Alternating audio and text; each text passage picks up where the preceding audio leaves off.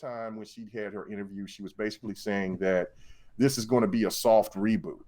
And so from what a lot of people are trying to say is for a lot of people that's like supposedly deep into the know or whatever, is that basically they're going to do some kind of time travel. Yo, Mega.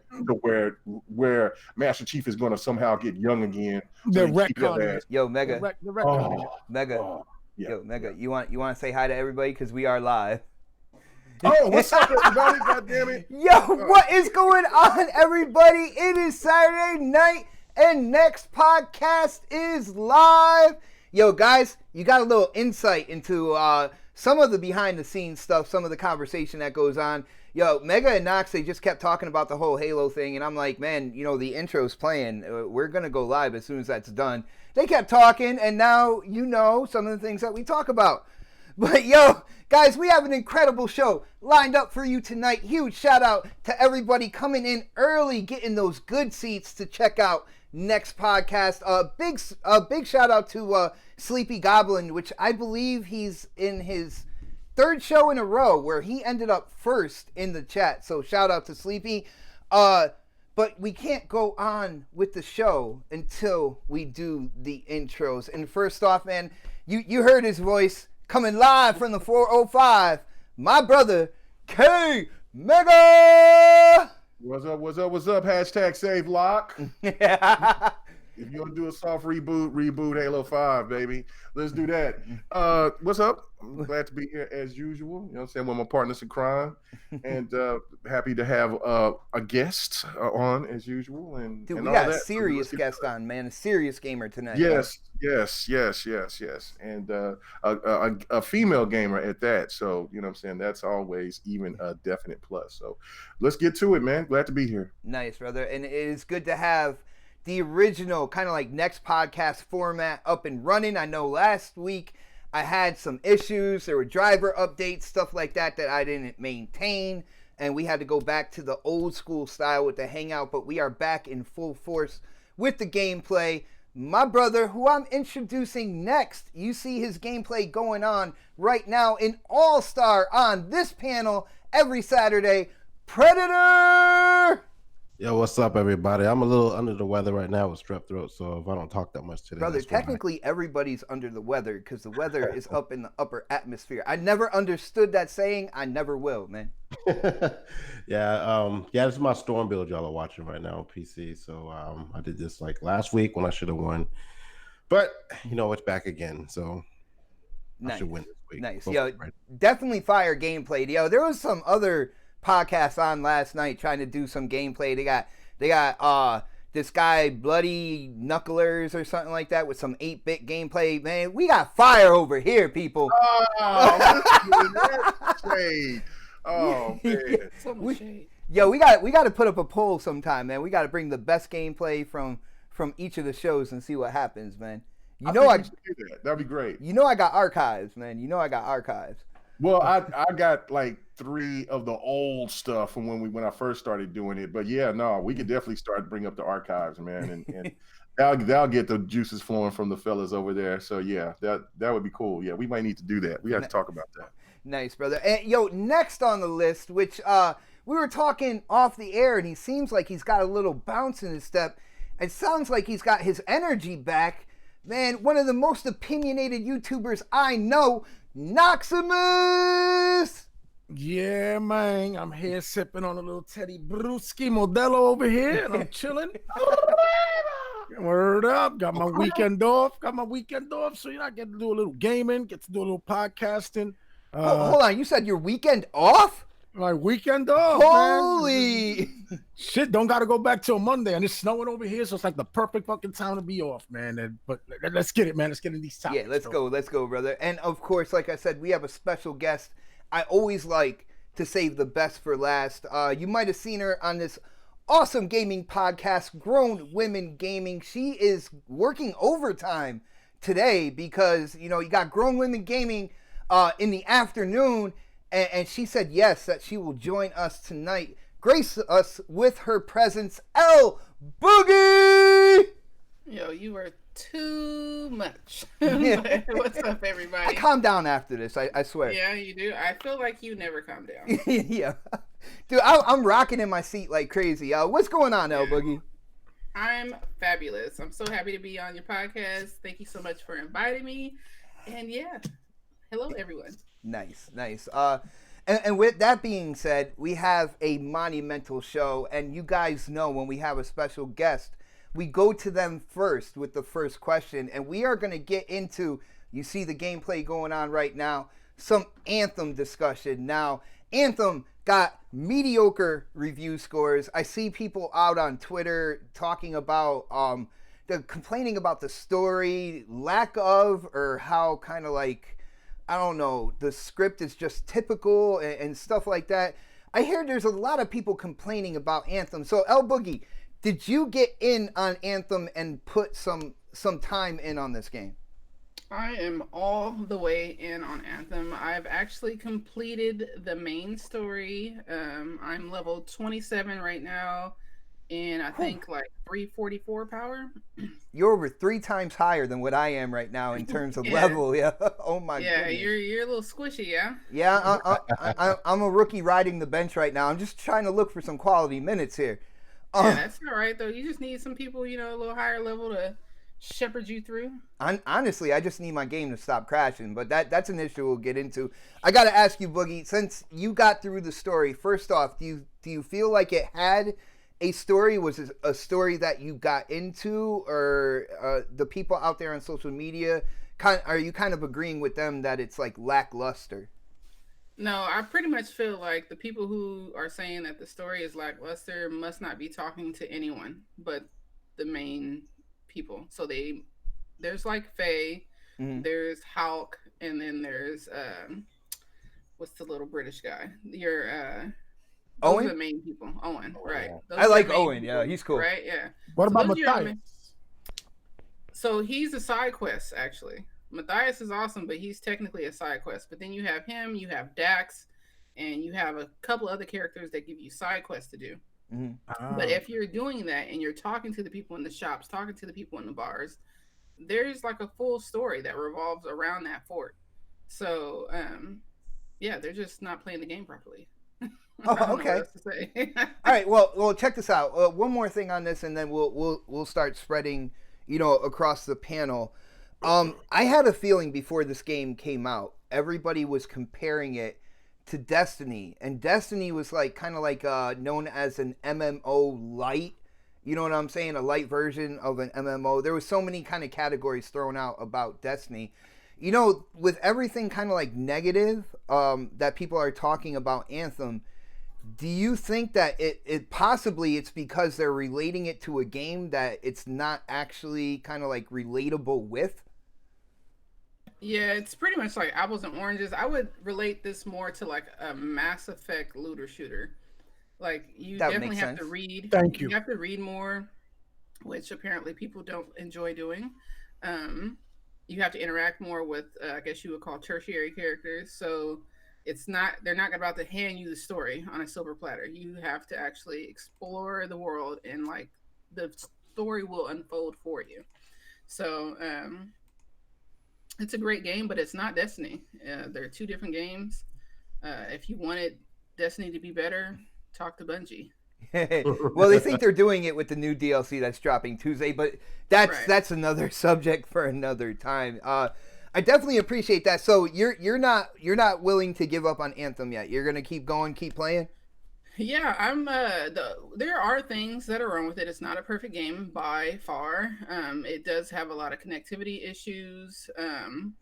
You telling me? There have been some audio issues that I've incurred. There's some issues that I just had happen where I can't interact with anything. You know how you have to go to certain places and hold X to like interact with certain things. It wouldn't let me do that. So for like the last half of the mission, I wasn't able to do that. But that has to be some type of server issue they've been having. Hopefully they get those under wraps. But they have lots of content coming in. Guess what? All the content that's coming is free, right? Yep, that's what they're stating. I know in May they're starting what they call the Catalysts, which is, that's a couple months away, but that sounds like that is kind of like going to be the meat of the end game. It's something that more of the gamers are really going to sink their teeth into. You know what I'm saying? But that's kind of far away though.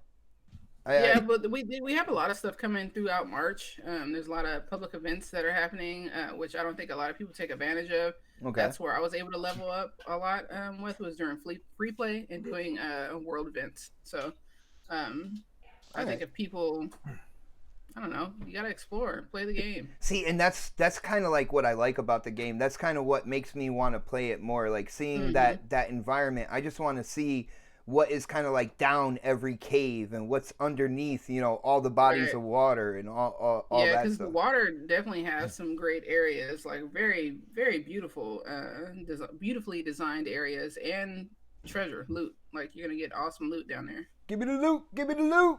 Yeah. Nice. All right. Well, I'm gonna give you a little bit of a break. All right. I know I asked you to talk a lot there, man. You basically held down the whole beginning of the show. I appreciate that. But we are gonna let's go to my brother Knoxximus, who has the weekend off. People. Word. So, brother, what do you think about Anthem? I know you've seen kind of like the negative reactions and people talking about lack of story or typical story. Man, Put your 2 cents in, brother. I'm gonna have to agree with Boogie on this real quick, because to me, I'm feeling the story. I'm feeling the interacting with the characters. You see, a lot of people find it a chore to have to go back to Fort Tarsis and talk to these characters and turn in these quests. But what you got to remember is that's part of an MMO, everybody. That's the gist of the game. You're doing a mission for, like I said before, right? You're doing a mission for Matthias. Once that shit is done, you got to bring him the shit that you went and acquired for him, correct?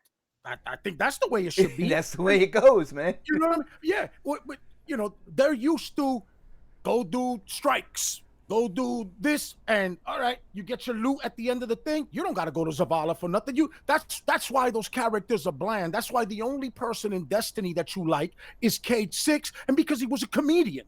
And he was my favorite character. You know that. But that's why. He was very well acted and he was funny. Other than that, you have no connection to the characters in Destiny. You barely have a connection to your own damn character in Destiny. You know what I mean? Like, you're the puppet. You're the bitch that gets sent to do shit. Oh, shit. In this game, your dude has a personality. Your dude interacts with the other people. I'm digging that. You know what I mean? Now, granted, it is unfinished. You know what? You know why we're going to get all that stuff in May? Because by May is maybe when they were supposed to have this shit up and running properly. You know what I mean? I'm not a fan of the work in progress. You already know that. But I am a big fan of Mass Effect. This is the Mass Effect looter shooter, just like Destiny is the Halo looter shooter. So if you like Mass Effect and you like that gameplay, you're going to love it here. Now that you can fly, I wish I could have flown in freaking Mass Effect, bro. But it's awesome. I like what the game has to offer. And you know what?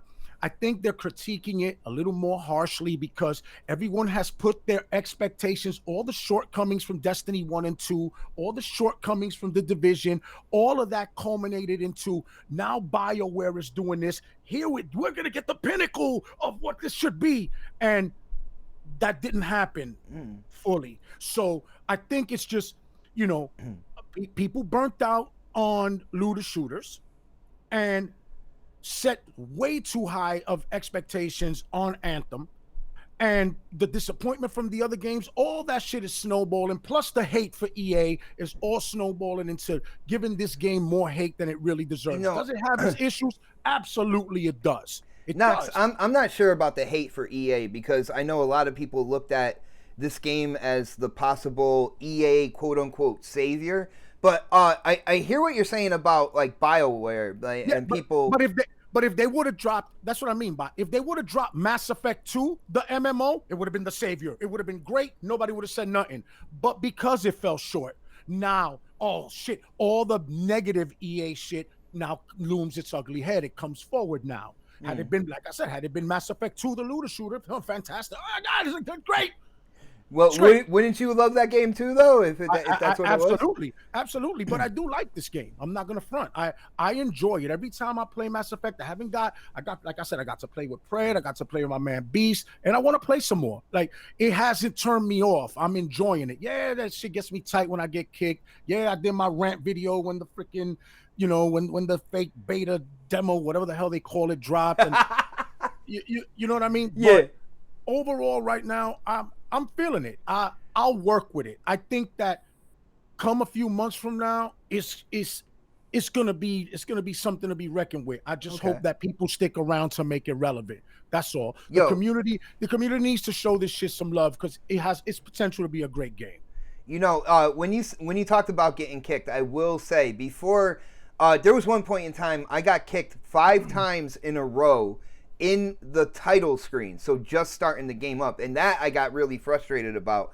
But when I got kicked, like after a mission or something like that, there's something about the gameplay that even though I got kicked to the dashboard, the first thing I did was click the game again and go right back in because I like the gameplay, man. It is hot. And the thing is that when you work, like I said, me, Pred, and Beast were just putting together some combos, but we were just annihilating. Like it was just dope.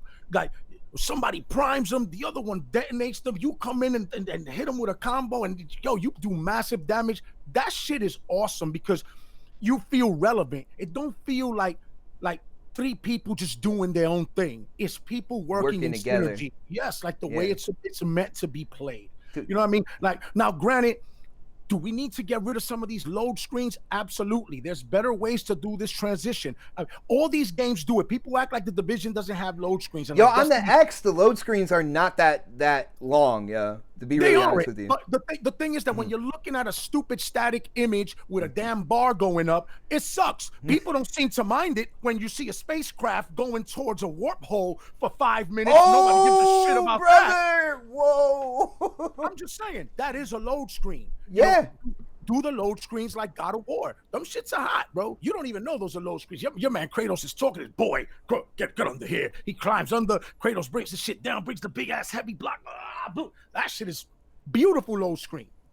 It just hide it better. And the reason these things are not being hidden better, and the reason these screens are all over the game is because the game is unfinished.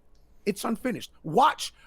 Mark my words that when this is said and done a few months from now, half them load screens are going to be gone. All right, I got one more question for you, Knoxx, and then I'm going to move on to the next, the next panel member or whatever. With you saying, it's basically not finished yet, do you think this game would have got a better reception and possibly a better release date if they waited until holiday this year? Absolutely. Maybe they wouldn't have even had to wait that long, but if that's what was necessary, absolutely, I think so. I think it would have just benefited everyone. It would have worked out better for BioWare, worked out better for EA, and worked out better for us, the consumer. I don't care if I have to wait. Just put out a great, awesome, finished product. That's what I care about. Not just great, not just awesome, a great awesome, okay? A great, awesome, finished product, bro. Something you make... Yo, $65 ain't nothing to sneeze at. There's a lot of bums I got to wrestle for 65 yuccas, my G. You know? It is what it is, man. You know what I mean? People got to start taking this stuff more serious. Like, yeah, people might say, yo, Knoxx, you giving this a free pass. I'm not giving it a free pass. I'm just saying, yo, it seems like the common practice.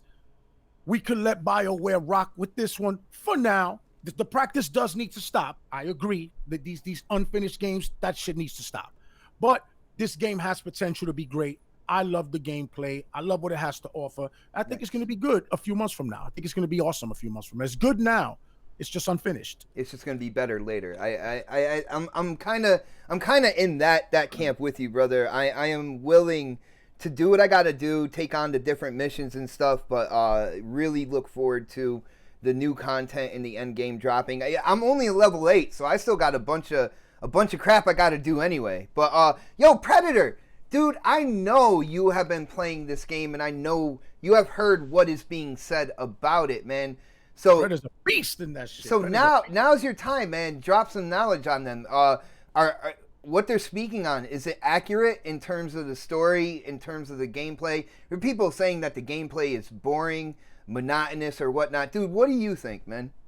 Well, it's a looter shooter. You know, most of those games, you're doing the same type of missions over and over again. This game has like maybe 3, maybe 4 mission types. Go get this device, plug it into this, or go pick up these echoes, plug them into this, or sit in this zone and protect it. I mean, like, they're all the same. They're just in different environments. You have different creatures spawning. So, I mean, like, yeah, that part of it can get a bit repetitive, you know. But at the end of the day, like, the reward is what you get after you finish. It's about the drops. That's what they call a looter shooter. You're waiting to get that loot after you shoot. So, like, so yeah, you do a mission, and then at the end of the mission, the only thing you're worried about is what drop you got. That's where I'm at this level now. Like, mind you, I beat it on PC, and I just beat it today on this morning on Xbox, and They've already been some subtle changes a lot of people didn't notice because they didn't play that first week on PC, like the facial animations, they weren't there in the beginning. Yeah, like they didn't have, like, when your character's face wasn't shown when I played on PC. And really? No, like you would talk and it would just be the mask would be closed. Now your face shows. People didn't notice that because they didn't play it before. So like that was one of the first updates they made. And you even see his face now on the load screen when he's like, you know, warping out of the little Tarsus area, and they show him like flying around, and he turns around and shows his face. Yeah, they do that now. That wasn't there before. Simple things like they're making changes, consistently making changes. I think that's one of the things that people who play looter shooters, um, they get upset about because it takes so long for those complaints that we have to get fixed. Whereas this game's only been out what, a week, and they're starting to slowly fix these things already. So I think they had a game plan in place for some of these things. Now the low screens and some of the glitches you get where, like, enemies don't spawn or you can't hold the X button, like those should have been kind of worked out already too. But I know they have a lot more planned for this game. I know this is in EA's investors call. This is one of the games they were looking forward to actually, helping them with the brand, with the company. So I know they're going to put a lot of effort into this game and trying to make it right. I love it. I don't have any issues with it. The minor ones we all have, like we're discussing just now, like Knoxx and Boogie were saying, those are minor and those will get fixed. But I'm grinding through it now because I know once I start playing the division that I'll have to flip flop. So, then it's just your life's going to be 2 video games and that's it. Flop between 2 video games. But I think you had mentioned something earlier about releasing this at a different time because it seems like it's unfinished. I don't know if that was you or Knoxx that said that. Yeah, no. I did ask Knoxx that, and I was actually going to ask you the same thing. Do you think it came out too early? I do, and this is one of the things I hate about the gaming generation now. They release games early. And that's one of the things I do like about the Xbox Early Access. They release the game early, but it's cheaper. These other companies haven't picked up on that yet. They release the game early, but it's the same price as a full game that's finished, supposedly finished. So you're asking us to pay $60 for a game. It's going to drop in price probably like in 4 months, and it's not complete, where you could have just sold it to us for $30-$40 and let us play it now, and knowing that it's incomplete, and let us grind through it, knowing that there's bugs in it. But these looter shooters, man, they constantly grow, and that's something else that we have to think about as gamers. Like, even if it's an unfinished product, even if they say it's a finished product, it's gonna grow based off of our needs as gamers. They did it with Division, they did it with Destiny, they did it with Halo, they do it with Destiny. They have it grow, but I don't think they listen to their consumer base too much, but that's just my opinion. I could be wrong. I don't know. No, I mean, like, they at least they do updates. It just takes so long, and where I think they're getting it right with this game, with Anthem, is like I think they knew what the issues were ahead of time, and they were already working on them when the game released, because they've already had like 2 big patches, like a 5 gig and like another 6 gig patch that dropped like literally within 2 or 3 days of each other. So they're trying to fix the game. All right. To stick with it. And I'm happy that they're doing that, instead of just like, oh, it's fucked up and then we wait 3 months for them to fix it. They're doing it now. So I'll give them props for that. Yeah, no doubt. I mean, at the end of the day, I think they could have definitely dealt with a later release date. Yo, what is going on, Sir X-Man, supporting the channel in that super chat? Do you think they still have testers for games? Yeah, I believe so. Yeah, I've actually, they do. I've been the consumer. No, dude, really? Yeah. Well, I've been emailing this company, I like every couple months or whatever, trying to get in as like a serious game tester. So I know they still have them, but that company has not really answered me back yet for some reason. I don't know why, but yeah, EA does it, Activision does it, and Microsoft, I know for a fact. They all do it. They all have programs you can sign up for if you live in the area. Oh, nice. Yeah, the company that I'm trying to like deals with all of them has like their own group of testers, and kind of, I guess you could say, rents them out to different publishers and developers and stuff like that. So I'm trying to get in on that, people. Trying to get in on that. Hey, Mega, what do you think about Anthem? Have you played the game, man? Yeah, I'm playing it right now. Are you right now? Dude, why are you multitask on next podcast, man? I don't understand this.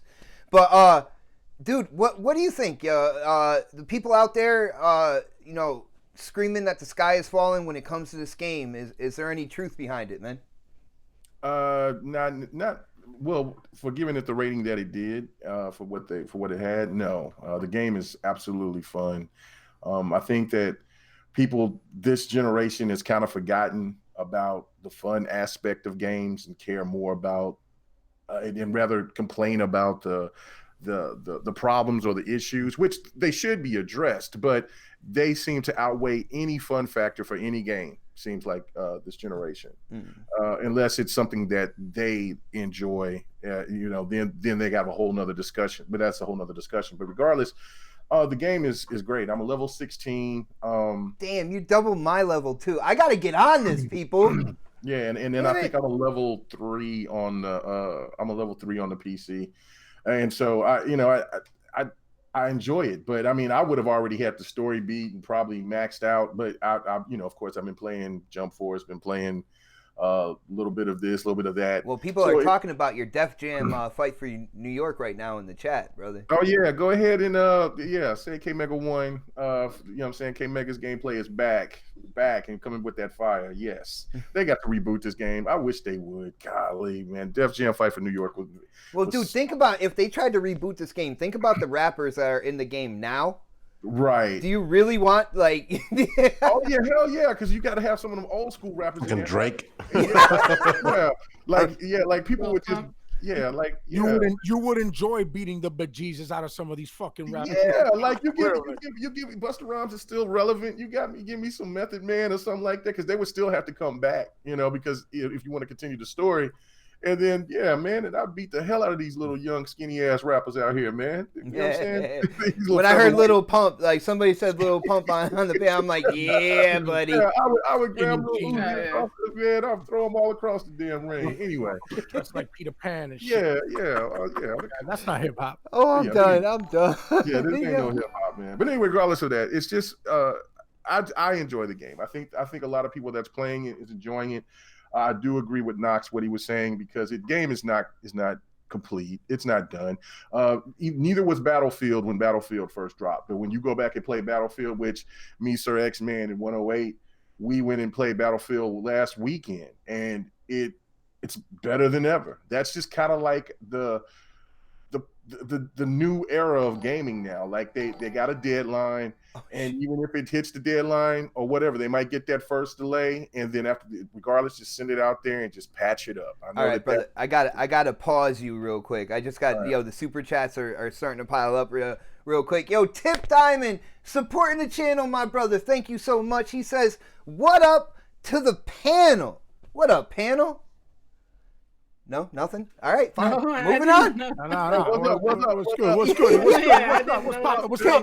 What's poppin'? Tip, I hope that's good for you, man. Yo, 108 Dragons, our brother Lemon. Yo, what is good, my brother? He says, shout out to the panel. Happy late B-Day to LBoogie again. School us and me, all right? That 4K TV is waiting for me? Facts? Waiting for you. LBoogie? Are you getting... Is he buying you a 4K? No, I definitely have a 4K TV. So I don't yet. He's telling me to tell y'all. Yeah, okay. I don't have it yet, and he's clowning me right now. That's what it is. Hold on. Huge shout out to what is that? I'm just gonna say Oakland. All right. I'm gonna go with. I don't know if that's RIX, but they need to revive Celebrity Deathmatch. They are. I thought. Oh, they are. I heard something about reviving the show. I'm not sure if they're talking the show or there was a video game as well. I think it was on the 360. Yo, Mega, do you remember that? What you talking about? Def Jam? Celebrity Deathmatch, dude. Oh yeah, I do remember. Yeah, I remember the show and the game. Yeah, the game came out on like 360 era, right? Yeah, it came last gen. Yeah. Yeah, so Oakland wants to bring it back. I'm down with that. The more fighters, the better, as long as they retire Tekken, in my opinion. I'm just saying. Well, they're about to show season 3 at Evo, so it don't look like that's happening, Jack. Anyway, so overall, I just think that people have gotten a little bit out of touch about the fun factor with games, and Anthem is beautiful. Like this game, and I know that there's people that's trying to compare it to Destiny and things like that. I mean, I even done that, but when you want to talk about the atmosphere, the just how big this world is, it's crazy. It's so beautiful. Like, I mean, just venturing out and looking around, looking for materials, and then going into the place and talking to people and interacting with them. This game has a story. It's cool, man. And they made sure that they got the facial designs and the all of that working. You know what I'm saying? Because it does, to me, feel like Mass Effect. You know, like everybody else has been saying, but it's a looter shooter. It's just totally different. And I think that this game is going to still do well, especially when you got that free content coming. So this game is still going to have some legs. All right, I got one more question when it comes to Anthem, and it goes across the board real quick. And since we ended here with K Mega, I'm going to start this question with you, Mega.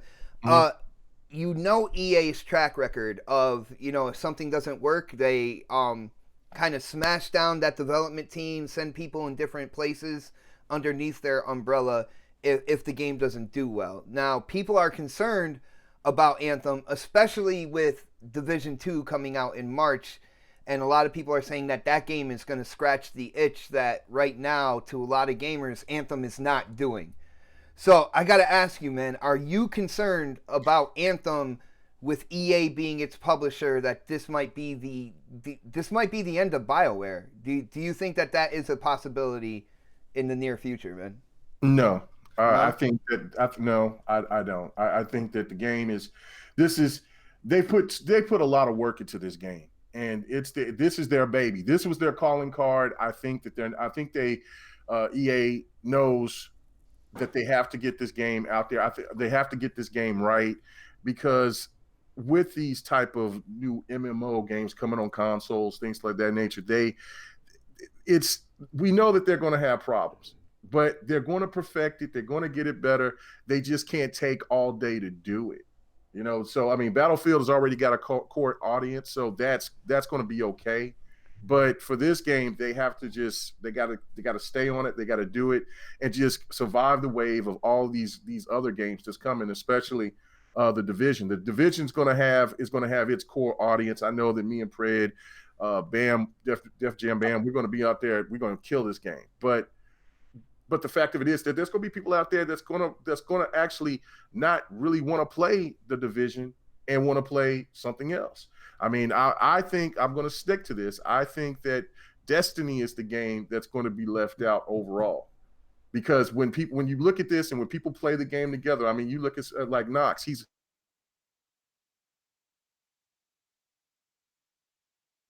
He'll be right back, people. There he is. Yeah. Oh, what did I leave? Yeah. It did. It's, you know, it does it at least twice per show, and it just added the first one just happened to happen to you, man. Oh, okay, that's cool. But I was just saying basically is that this game's got plenty of legs as long as the content comes. That's with any of these games. That's the main thing right there. And the one thing that this game has over the Division is that the content is free. Compared to with the Division, you have to buy. With the Division, they got a pretty good smokescreen right there. With the first year, it's free. Like the extra content, the DLC within the first year, it's going to be free. And I think after that, then you have a season pass type deal going on. Yeah, well, but still, I mean, that's cool and all, but there's still a game that's going to be probably discounted. Well, it's more discounted because it's $71. It was $71 at the time to get the Legion of Dawn, and it's $60 compared to, even if you want to have any of those extra things in the Division, you're talking about that's what, $89, and then you got $116. You know what I'm saying? You're still going to have to pay for it eventually. So it's just one of those things, man. I think that's what I think Anthem is going to have its legs at, because of the free content. And like I said, it's according to what kind of content they're going to have to push out. That's going to keep it moving. All right, yo, LBoogie, same question to you, man. You know, like, what's going on with EA is they like to, if something is not, it doesn't take off the way that they feel it should, they have a habit of just kind of like bringing down that development team, no matter how much kind of like history it has and stuff like that. Are you concerned with what's going on with Anthem in terms of, you know, how many people are playing it? It's mediocre review scores. Are you concerned that EA is going to do its typical kind of like smash and dash type of approach to that development team? I mean, I think no one is safe, but I also think that this game has not bombed. Like, it has some negative reviews right now, but I see tons of people on my friends list playing, and I see tons of people online and on YouTube streaming the game. Mm-hmm. So it hasn't bombed, and because it's a multiplayer type game, it's not a single player story, so they have time to reboot. Even Destiny 2 was like a virtual flop, and then it started to pick up speed again. So I think it has a chance to do phenomenal.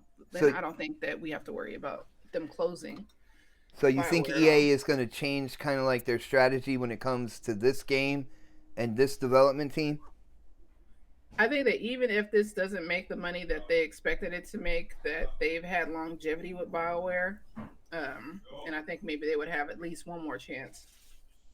All right, I can definitely see that. I think a lot of people out there are hoping so, because even though, there's a lot of people, people love to hate on social media. I think there's people out there that are kind of like voicing their displeasure, but at the end of the day, once they get off Twitter, they go right to that game to play it anyway. Right. You know what I'm saying? Right. So I hope EA doesn't do its traditional thing. But I think BioWare knows their worth anyway, and they would just book it if that was the case, man. They would probably just get together and be like, "Yo, we out," unless there's some clause they can't get out of. You know what I mean? And then that's a whole different animal. But other than that, I don't think they're gonna sit there and get absorbed. You know what I mean? I don't think they're gonna sit there and let that happen. They know their worth. They know what they're capable of, and people will snatch them up. Somebody else another publisher will snatch them up, or they could actually go out on their own, unless they, if they can't afford it, then they can't. But I'm just saying, EA is pretty good with their contracts, brother. They tie up loose ends. You know what I'm saying? I know that's Satan. I mean, there's the escape clause is shit. They ain't none. You know what I mean? But I'm just saying. All right, huge shout out to Sir X-Men supporting the channel again, my brother. He said, does anyone miss the side-scrolling shooters like Thunder Force 5, Radiant Silvergun, and R-Type? Why can't they bring those back? And, dude, I got to say, I was a super R-Type dude. Oh, that's my shit. Oh, my goodness. I freaking love that game. I don't know. I think when it comes down to it, I think there are a couple out there. I think there was one like Soma something or other. EX. Yeah, I got that. All right. But at the end of the day, I just don't think they heavily market them out the way they would like a Witcher or Anthem. You kind of got to dig deep to see when those type of games are coming out. Like, anybody disagree with that? No, I mean, no, you're right. That there's some out there that's available. Mm-hmm. Just look through the store. It's just that, those games aren't gonna sell like hotcakes. Those games are just basically for just that niche crowd. So yeah, they're there. Yeah, that's what I responded to Sir X, man, and like I said, they do exist, but now they're indies. They're not AAA no more. You know what I mean? You gotta.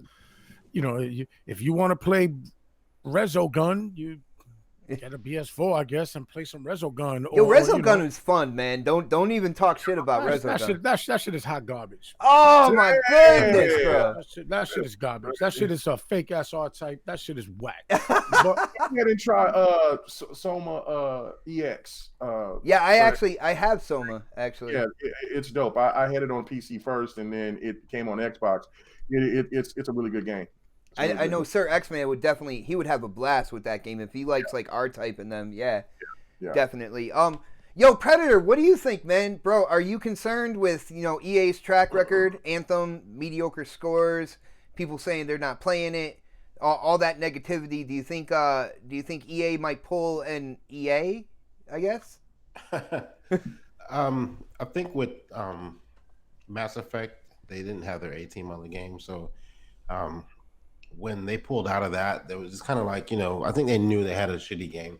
I loved it, but like, I think it got so much negative press because it had so much lore into it already. And when people came into Andromeda, It wasn't what they were used to as far as the Mass Effect universe goes. But this is a brand new game, so I think they're going to give it a little bit of leeway with that alone. Like it's a new franchise, and it's very difficult for a new franchise to just take off. You know, you have to build that first.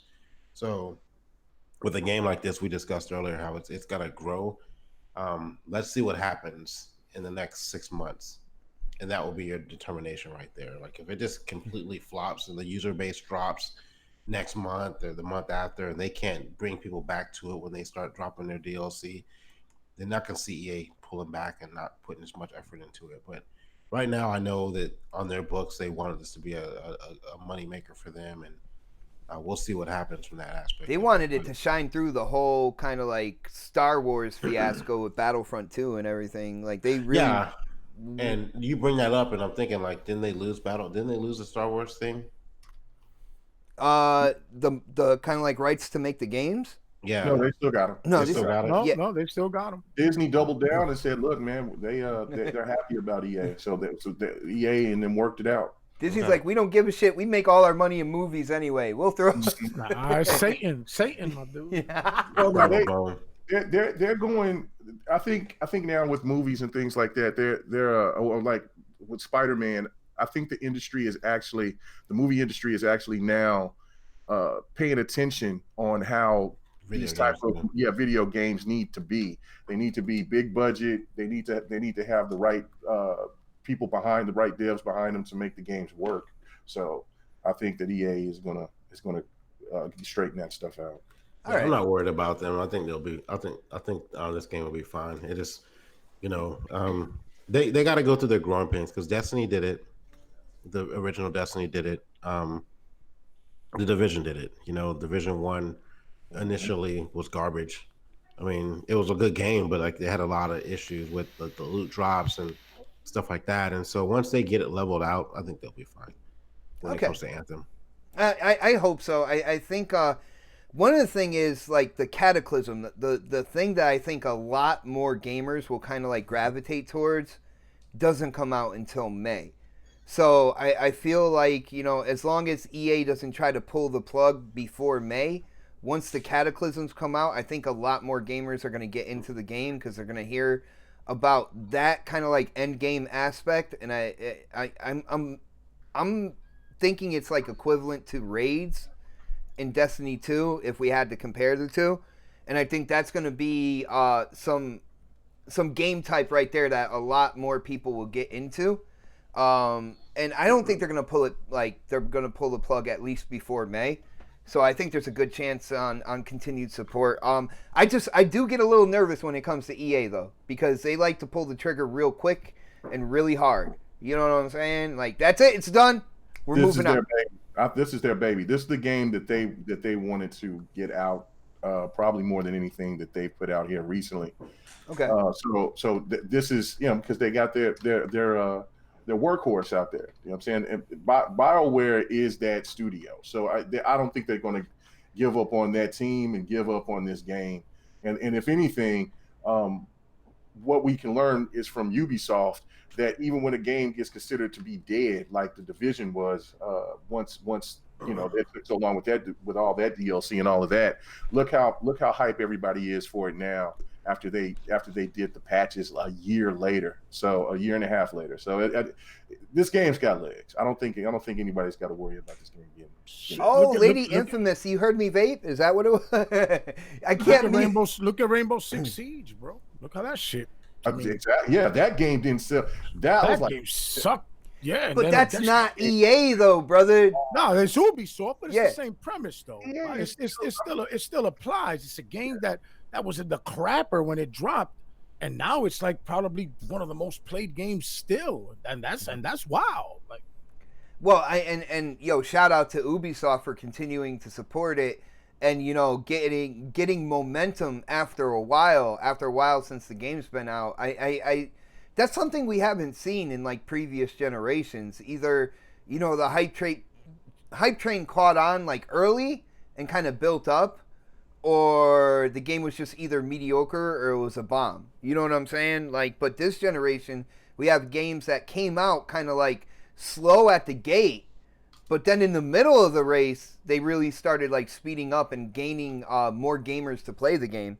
I haven't really seen that in previous generations, but guys, let's get into a juicier topic. All right, this is something I wanted to talk about last week, but you know, when you have Mooch on the show will just go anywhere it basically wants to go. But I was talking about how, you know, gamers out there, we have asked for more games to be spread out throughout the year, no longer hanging on just the holidays to drop the big names and stuff like that. And what I've seen ever since that kind of outcry from gamers is, I'm going to call it Holiday 2.0. So guys, mark it on your calendar. February and March is now Holiday 2.0, in my opinion. And I'm going to start with Predator here. Yo, Predator, first off, do you agree with me that, you know, that they're not necessarily spreading them out throughout the year, but they made a second kind of like holiday? I think it's kind of centered around taxes or whatnot. But, dude, I got to ask you, is this what we asked for? And, like, why are people kind of like, people are accepting it as, like, this is great, man. What do you think? Well, I mean, I look at how Sony dropped a lot of their games earlier in the beginning of the year, and it worked out for them. So I know typically Ubisoft usually drops something around the beginning of the year, whether it's a Ghost Recon or so. There's a market there, and for whatever reason, you know, people have the mindset that games only sell in the holidays, which is bullshit. Games is only releasing because people want to buy them for the holidays, but games are out throughout the year. You know, they do that for a reason. Like, they drop them at certain times, kind of get them out of the way for other things. But this year particularly, I'll be interested in seeing how it affects next year. You know, like, keep in mind the games that came out this first half of the year, their meta scores were not all that. Yeah, if I'm not mistaken. Like, I think we got quite a few like 60s, man. Yeah, and that's not normal, you know, and they may take that in consideration. Now, look at the sales, though. That's a different story because it's all about money. I don't know how Metro did. I don't remember what their Metacritic score was. It was like an 84. Yeah, I think that was the highest out of all the ones that came out. Go figure, brother. Frame. Go figure. And so, like, I mean, and I know in the past, like, we've had like onesie twosies drop here, like maybe March, April time frame, and but for them to all come out grouped in like this, that's rare. So I want to see what happens next year and going forward. Dude, I think they're going to look at the sales, and at the end of the day, they were happy with the holidays. It wasn't until the you know Sony did what they did and showed that there was a consumer base ready to buy at this time of year as well. And I think they kind of looked at the numbers and they're like, tax season.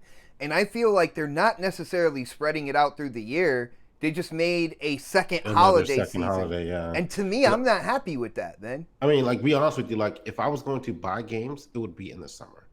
You know, and there's not a lot of games that come out in the summer because people, you know, we gear up for E3 and they want to hold on to it till E3 or something like that. But for me, like, if you release games like right in the beginning of the summer, that's when the kids are home. You know, that's when they ain't doing shit all year. Like, that's the perfect time to drop a game, and hardly anybody does that. And so, like I said, this year was an anomaly. Like, they dropped everything in one massive, like, fucking 3-week period, where they could have easily spaced some of these games out, like, because obviously they're not all finished. I mean, look at, you know, Anthem, you know, so they could have held on to that till maybe, you know, June, maybe. Yo, dude, the same day as E3, just drop it.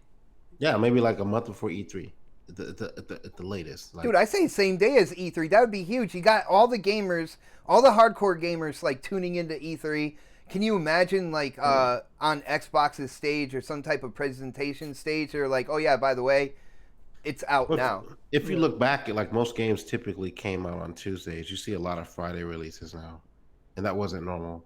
And you see, like, a lot of people doing like the free play weekends. They take holidays in consideration. Like, oh, you got, you know, there's a 3-day weekend coming up. Let's drop a game that Friday, Thursday night, you know, because kids are home or people are off of work or something like that. So, like, they look at that now. They didn't used to look at that in the past. It just seemed like, oh, it's Tuesday, drop a game, you know. And now it kind of seems like, okay, it's a 3-day weekend.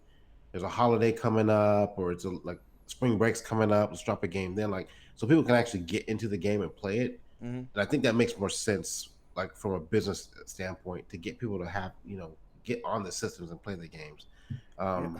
But yo, bro, I gotta say though, if you look out there in the community, there are people like out there saying that we got what we were asking for with this February March thing, and basically I'm saying, no, we didn't.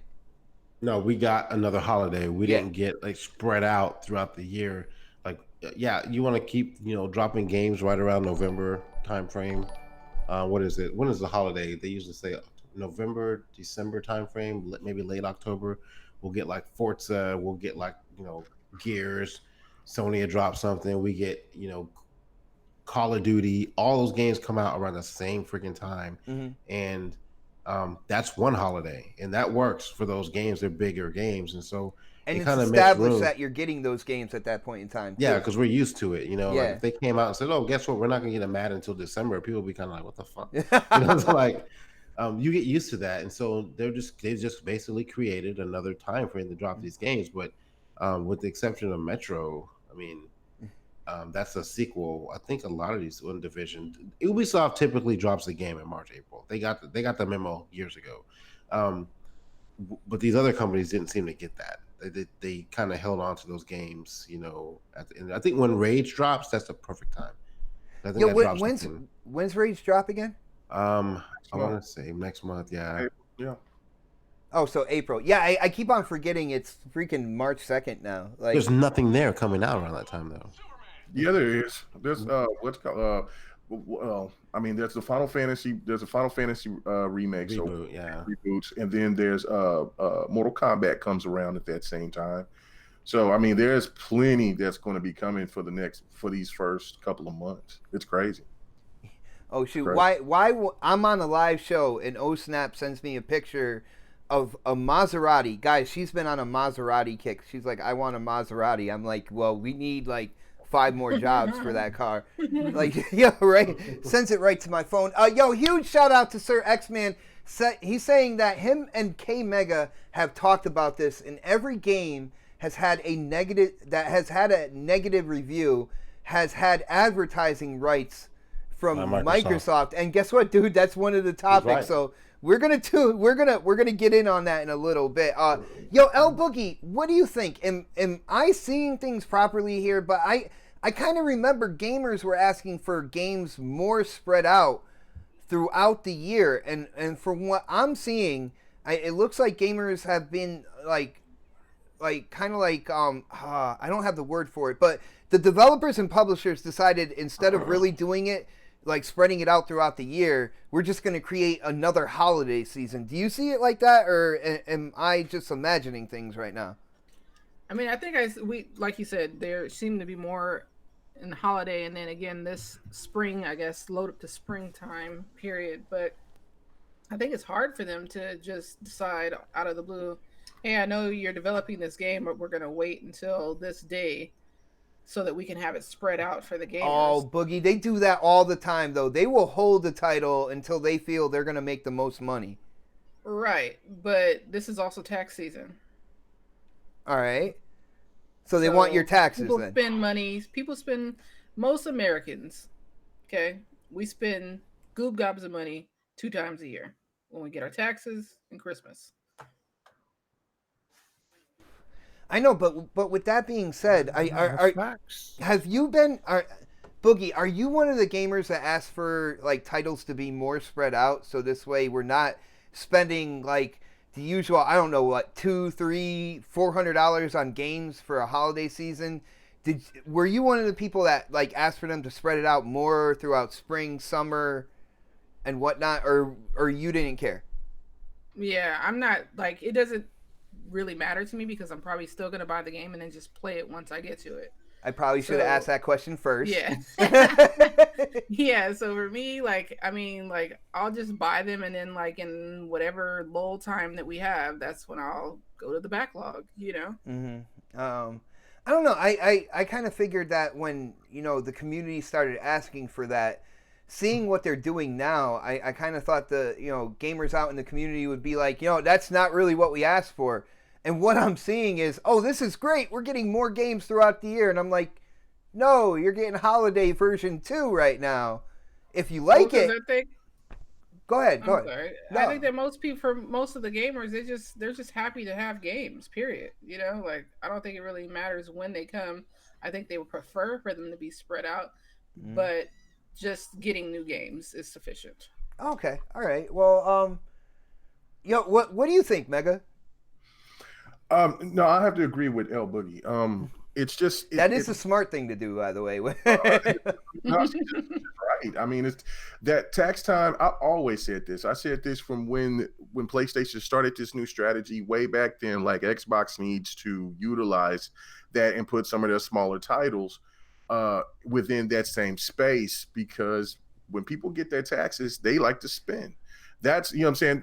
Even with the holidays, people are still kind of drawn back because they want to get certain things and they still got to think about bills and vacations. So if Red Dead Redemption 2 came out in August, it wouldn't have sold?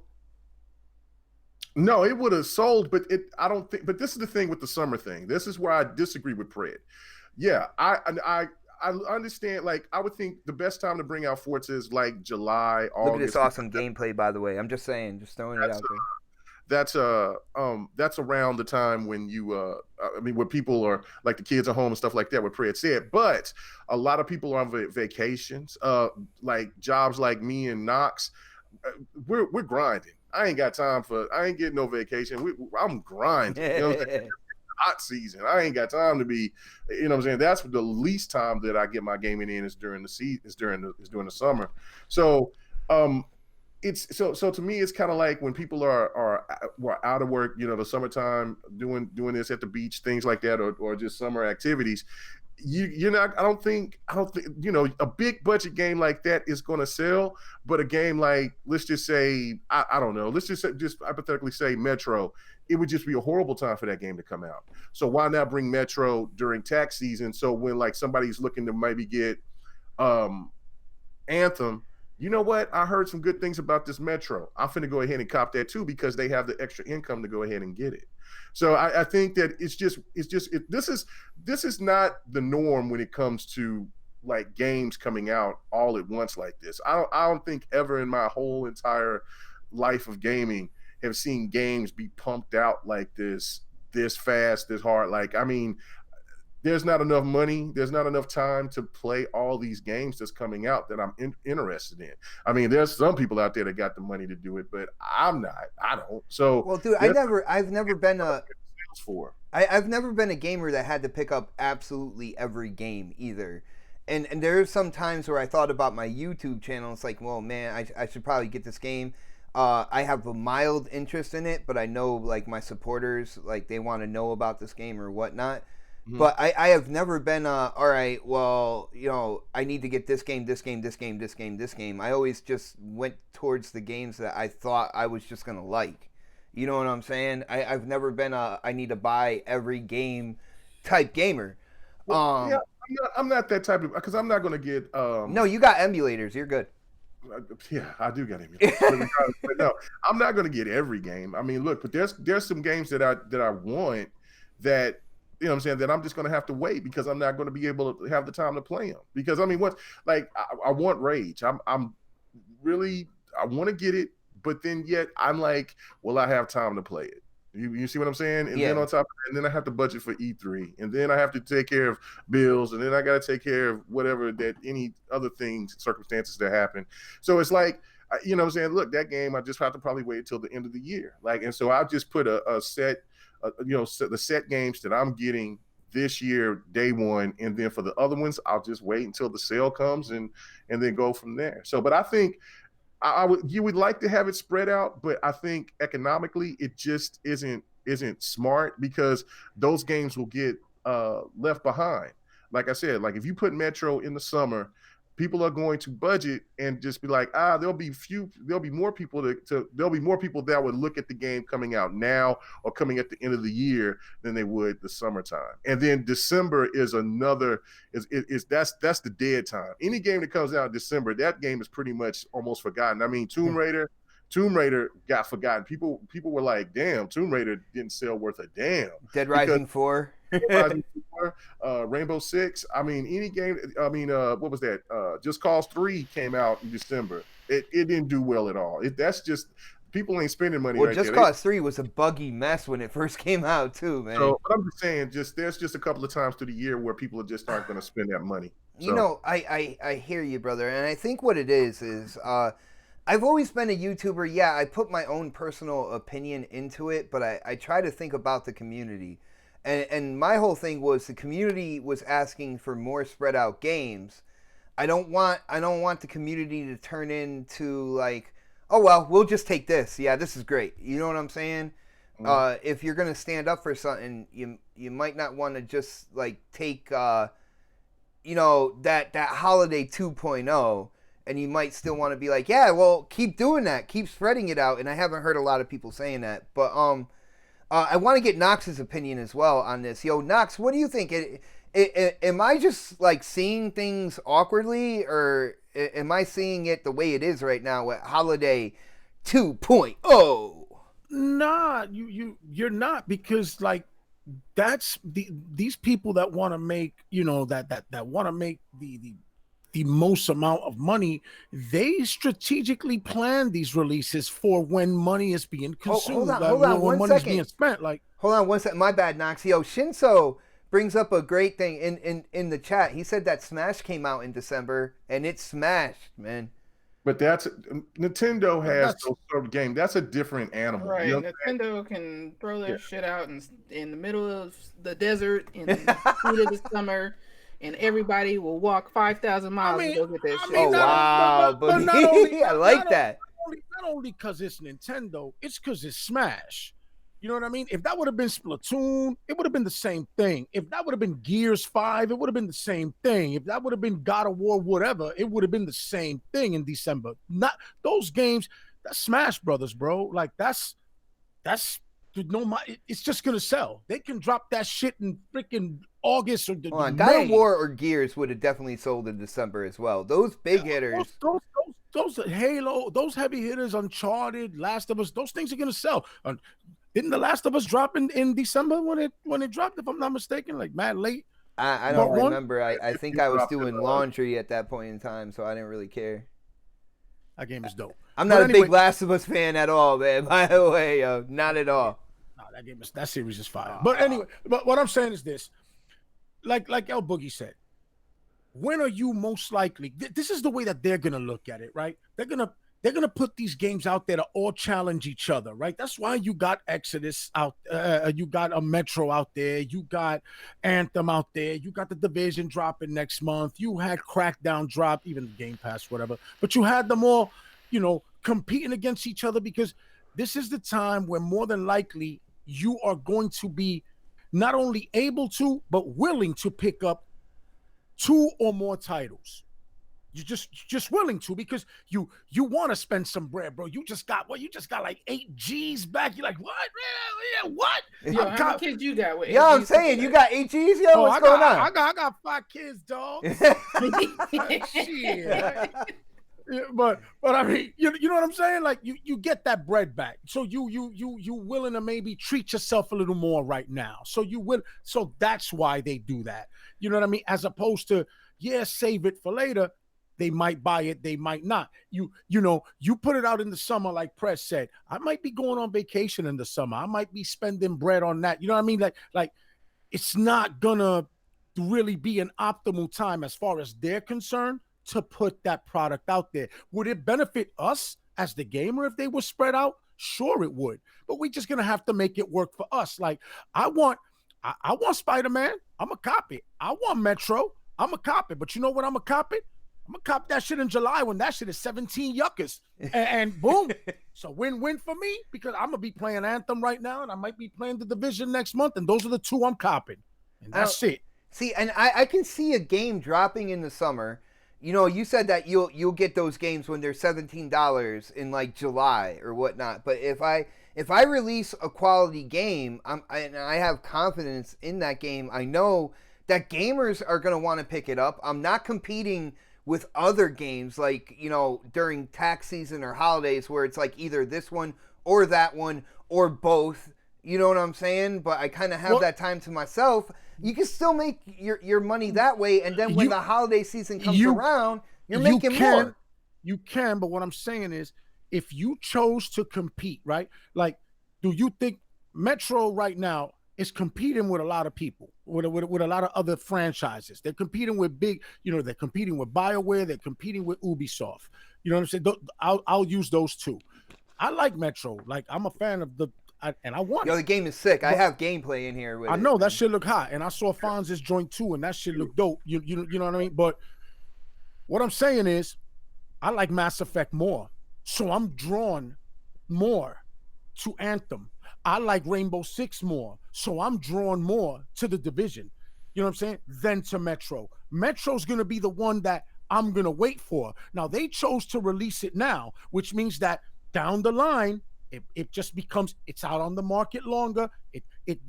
Its worth starts to decline, like as far as what they can charge. They're going to have to sell it at a cheaper price for people to keep picking it up. So, but guys that like Metro are going to get it now. They're going to make their bread that way.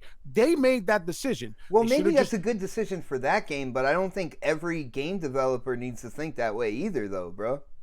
No, what I'm saying is that if they choose to put their game out at this time, they choosing to compete with each other. So down the line, the price of your game is going to decline, and people going to pick it up on a sale. That's how I'm going to make it work for me, is what I'm saying. As the consumer, I'm going to make it work for me. Would I like for them to be spread out more? You know, yeah, sure. But at the same time, if they didn't drop Metro now and they dropped it in June, maybe in June, I'm already burnt out with The Division and with Anthem. Now in June, I might want to pick up Metro. I'm going to pick it up for them $65. Now I could pick it up. Now I could wait and pick that shit up for $30. But hold on. But in June, would you have picked that game up full retail if it released in June, though? If I'm looking for something to buy, yeah. Because it's just all that's just the way it works, right? Supply and demand. I guess it's just, if they chose to put it out there and it's worth that to me. Like I said, you could put God of War out anytime. You could put that shit out in August. I'm gonna cop it because I like God of War. You know what I'm saying? Yeah, like I got you, bro. It's my thing. All right, well, check this out. I think when it comes down to it, yo, if you're one of the people out there on social media that was asking for, you know, more games throughout the year, you know, don't be happy with a holiday version 2. You know, still speak your mind. Obviously, they heard and they saw with Sony what was going on, that there was money to be made in like February or March. So, you know, if a game decides it's going to drop in like June or something like that, it's a big title, something you're interested in, don't hesitate. Let them know that there's a market over there as well in that space. And then I think we will definitely get more games kind of like spread throughout the year. But at the end of the day, companies do have to make money. And if they see that, you know, consumers are getting their taxes, like LBoogie said, like, you know, they're getting taxes around February, March, it'll be easier for them to drop games then. And of course, you know, the holidays, people are just picking up game after game after game, especially with how big the gaming industry has become, man, bigger than movies. So, it is a really big business, and we gotta let them know that there's money to be made in the other months as well, and not just Knoxx's. I'm gonna pick that up for $17 either. But you twisted what I'm saying. 17 yuccas. 17 yuccas. But what I'm saying is that these people are gonna put their games out in the time where they know people are willing and are more comfortable spending that money. And that is going to be during tax season and during the holiday season. That's just facts. Like that's when they're going to put them out. And these manufacturers of games rather compete with each other for your dollar than say, I'll just hold off and see if I can take a shot in the dark and somebody cop it in July. You know what I mean? Yeah. So, why not, bro? No, why not? Go ahead and risk it. Go ahead and risk it. Yo, I think Don is in the chat. Yo, Don, your game when it drops. Yo, drop it in July, man. Come on. That shit better be fire. Because if it ain't the Witch or God of War, Halo or Gears or Smash, Dude, don't it's drop the it Dawn. in July. You know it's gonna be fire, man. What are you talking about? Yeah, we fucking cooking bacon naked simulator. Oh no, he did it. Oh shoot. Well, guys, let's go from that topic. Let's get something even juicier, man. People have really criticized, Xbox in terms of different ways they were moving forward and stuff. At one point in time, Xbox wasn't doing really a lot of marketing deals with multi-plats, games coming out. And a lot of people in the community, people with voices on YouTube started saying, well, where are the marketing deals? We want marketing deals. We need to see that Xbox logo on the back of these games commercials and all that stuff. So what did Xbox do? They started doing more marketing deals. And they got games like, check this out, Metro, which, is a good game but could be drowned out by bigger developers. Anthem, Jump Force. Like, when it comes down to it, I gotta ask, you guys, I'm gonna start with Pred on this one. Pred, I know Xbox was banking on marketing deal with Anthem to be this huge thing because they thought the game was gonna be huge right at the release. Man, what's going on? Is there a problem at Xbox when it comes to people deciding where they're gonna hang the Xbox name? Or is it like a voodoo curse, man? I don't know. It's got to be one of those two. What do you think, dude? It's probably a little bit of both. Keep in mind, Jump Force, Anthem, The Division. I think they have Division. I think is going to be a good one for them. I think they got that one right. Yeah, I think they got that one. All the games you listed all came out at the same damn time, so they're competing against each other. Now, great point. I've seen marketing for Crackdown. I've seen marketing for Anthem. I haven't really seen marketing for anything else. Maybe what was the other game? Jump Force? Metro. Oh, Maybe Metro? Metro. I might have seen something on Metro, but I'm seeing ads, at least on TV anyway. When I say advertise, I mean more or less TV. But I've seen more advertising for Crackdown and for Anthem than I have anything else. I've been seeing more Metro. Have you seen Metro? I thought I saw I've seen a lot of Metro. Matter of fact, they've been just showing Metro during basketball games and stuff, during the Thunder games and stuff. I'm like, whoa, word? So yeah, no one watches the Thunder. So I mean, I'm just giving you shit, man. Shit! But I mean, sports. I haven't really seen a lot of it, and if it's out there, it's it's kind of scarce at most times, when it comes to them just marketing anything. Another thing they haven't done custom consoles. And that's what a lot of people want.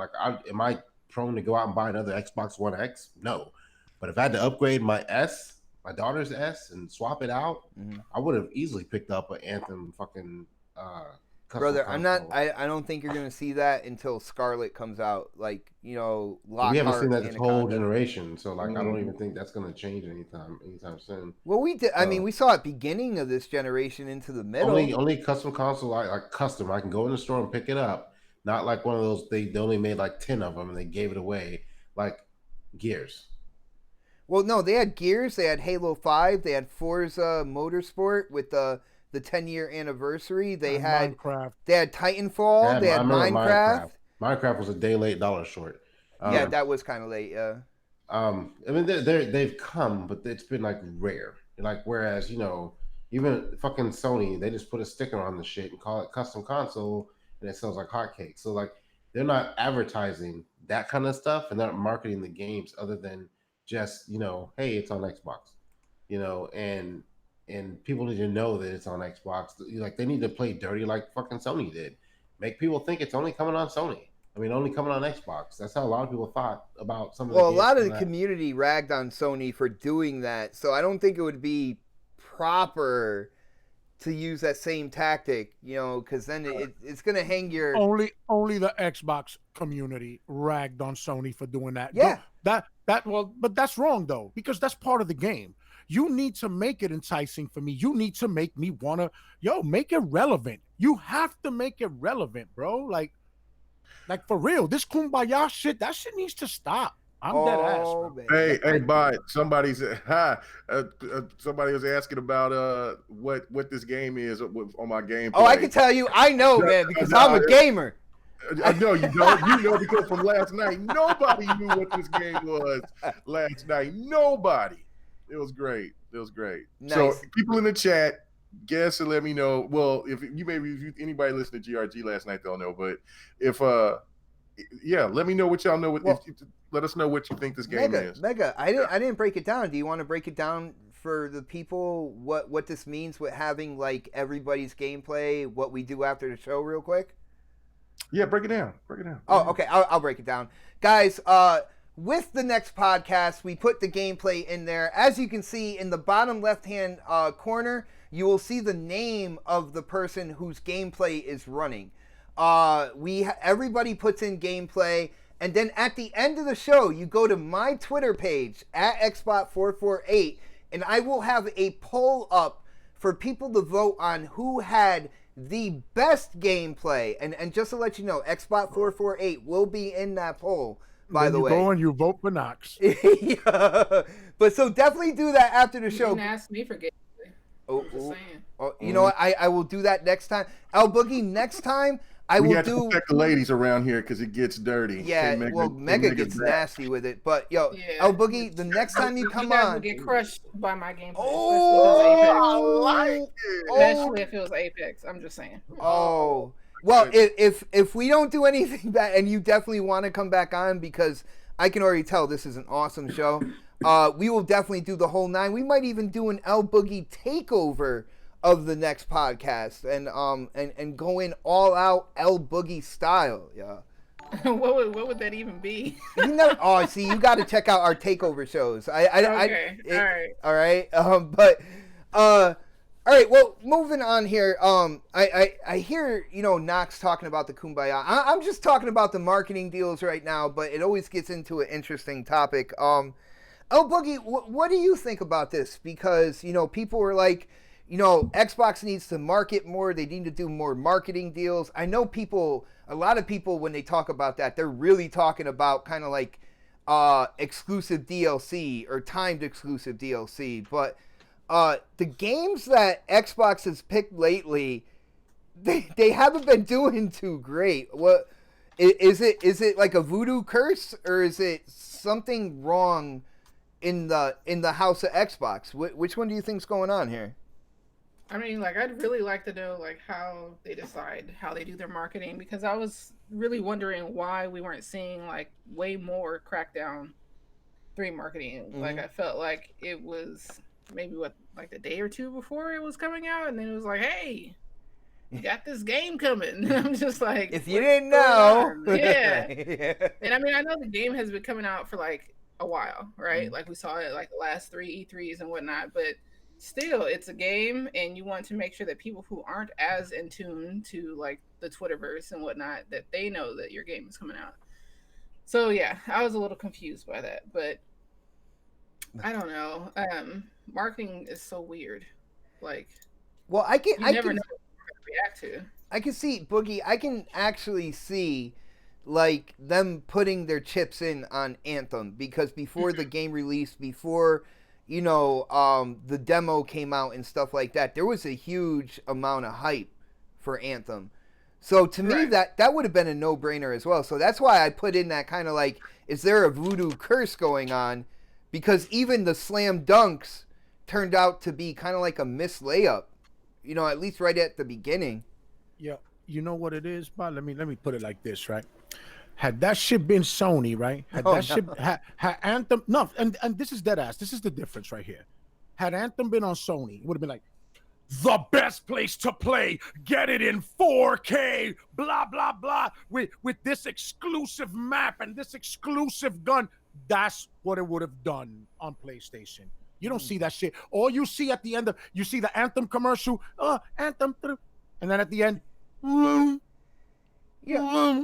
nobody gives a shit. I didn't even know it was on Xbox. If I missed the, I don't even know it's on Xbox. I might think it's on PlayStation.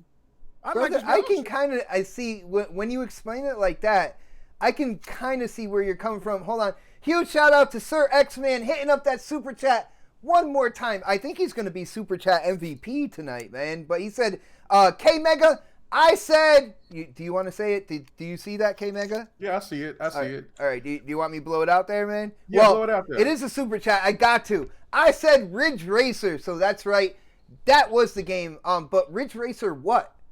By the way. Yeah. He didn't say which Ridge Racer it was. Yeah, Ridge Racer what, by the way? Unbound. It was unfortunately that game bombed and it tanked and it almost and I think it shut down Ridge Racer forever after that. But it's actually a fun game. But I mean, just to think back then that it was a $60 game, absolutely not. I would not have bought it for no $60. But right now, yeah, when you buy the game for what was it, like $3? It's perfect. So yeah, but it's actually pretty fun. It's actually pretty fun. Though. All right, I've always been a fan of Ridge Racer. Yeah, I was gonna finish.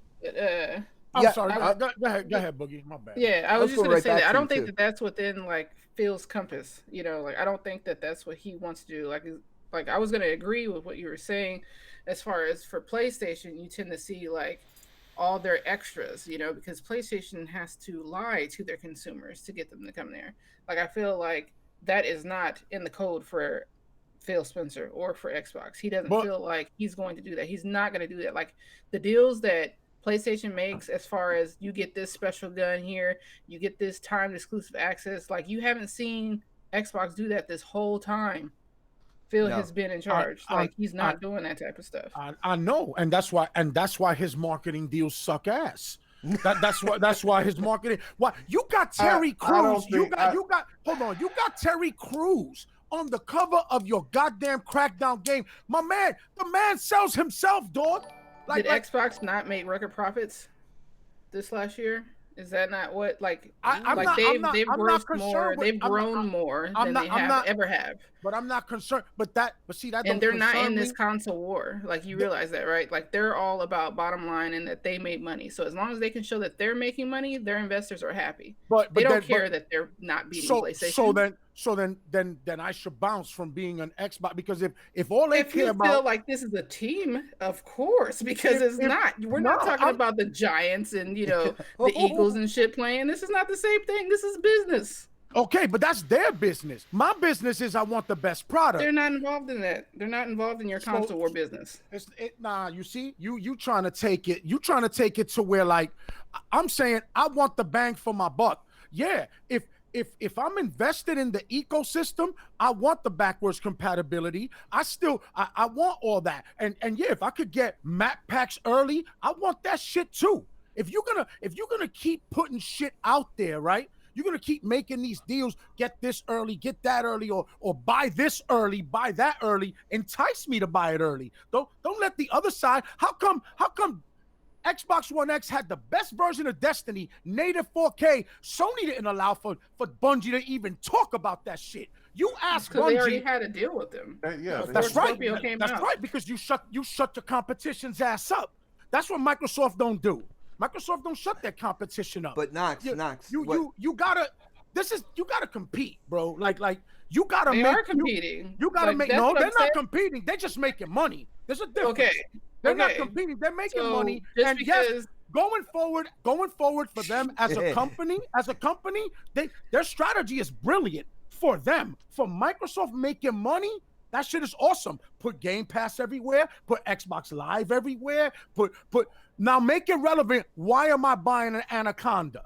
If I can play every Xbox game on my PC, on my iPhone, on my Android, on my tablet, on my Chromebook, on my Roku. Then you don't need if you have the point is that they're going to the space where they don't care where you play. As long as you're buying Microsoft games, you're giving Microsoft money. They don't care where you play. Okay, it wasn't them. All right, and I know that a lot of people are unhappy with that, but they've shown you and they've told you over and over. But let me tell you, they don't care where you play. Yeah. But the difference is this, though, boo. The difference is this: that if Sony were doing shit like that with their like first party jump offs, it's relevant. Right now, with what Microsoft is putting out there, with the mediocrity, the Sea of Thieves, the crackdowns, the state of Brother, decay. hold on. No. Those are games You're going to interrupt people. I'm going to interrupt you real quick. When you talk about mediocrity when it comes to those games, you also got to remember the development cycle that they went through with that game lost pretty much all of its funding at one point in time. Those games, they went through a low period of, you guys are not getting any money right now. And they still came out with a product, especially with Sea of Thieves, that they are going to continue to support. And with those games being in Game Pass, it actually allows the developer to continually support it because they are getting a stream of revenue in. I guess we'll see the fruits of that labor 10 years from now then. But I'm not going to give a shit 10 years from now about how Sea of Thieves. But that's okay, you, all though. right, Knoxx. Let me go ahead and let me stop this. Everybody take a turn, yo. Yeah, because it's my time now. Let me pump the brakes on this shit. Right. First off, let's just make this clear. What's mediocre to somebody else, and it just make it to you. Don't state a game that you're not interested in as it's a fact. A lot of people has this perception. No, hold on, bro. Hold on. A lot of people have this perception that they come out because they're on YouTube and they got a voice and they have a couple of people, they got a few hundred people that kisses their ass. They think that their word is God. The fact of it is this. You only have a perception. It doesn't make a fact about any goddamn thing because really at the end of the day, it's an opinion. It's only an opinion. You're absolutely right. It is an opinion. I say Crackdown 3 is fun as shit. I love Crackdown 3. The story of Crackdown 3 is absolutely just fun as shit. Then the next couple of people will come and tell me, man, that game is mediocre, that game is trash, that game is okay, cool. That's for you. But for me, it's a different for other people that's out there and play it. Listen, there's too many of this. It's too much of this garbage of where people are listening to others and then it gets festered. People are easily influenced.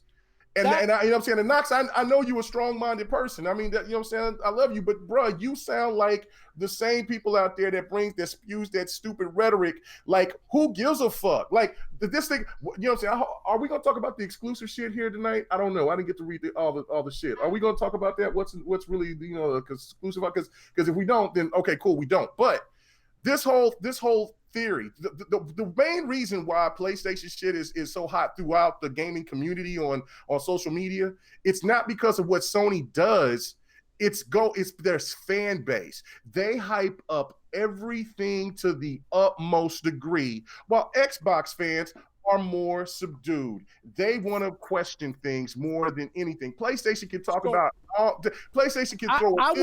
I could give you that. I could give you that point with games like Horizon Zero Dawn. I agree. That shit was more hype. It was okay. It was a good game. No, I like Horizon Zero Dawn. I know. Game. I'm saying it was okay. Right. But what I'm saying is, Xbox games are almost all of them are okay, with the exception of Forza. The first three and a half years of what Xbox get, the first 3.5 years was of what fire, Xbox brought, and it was all about power and resolution. But it was all about fucking resolution.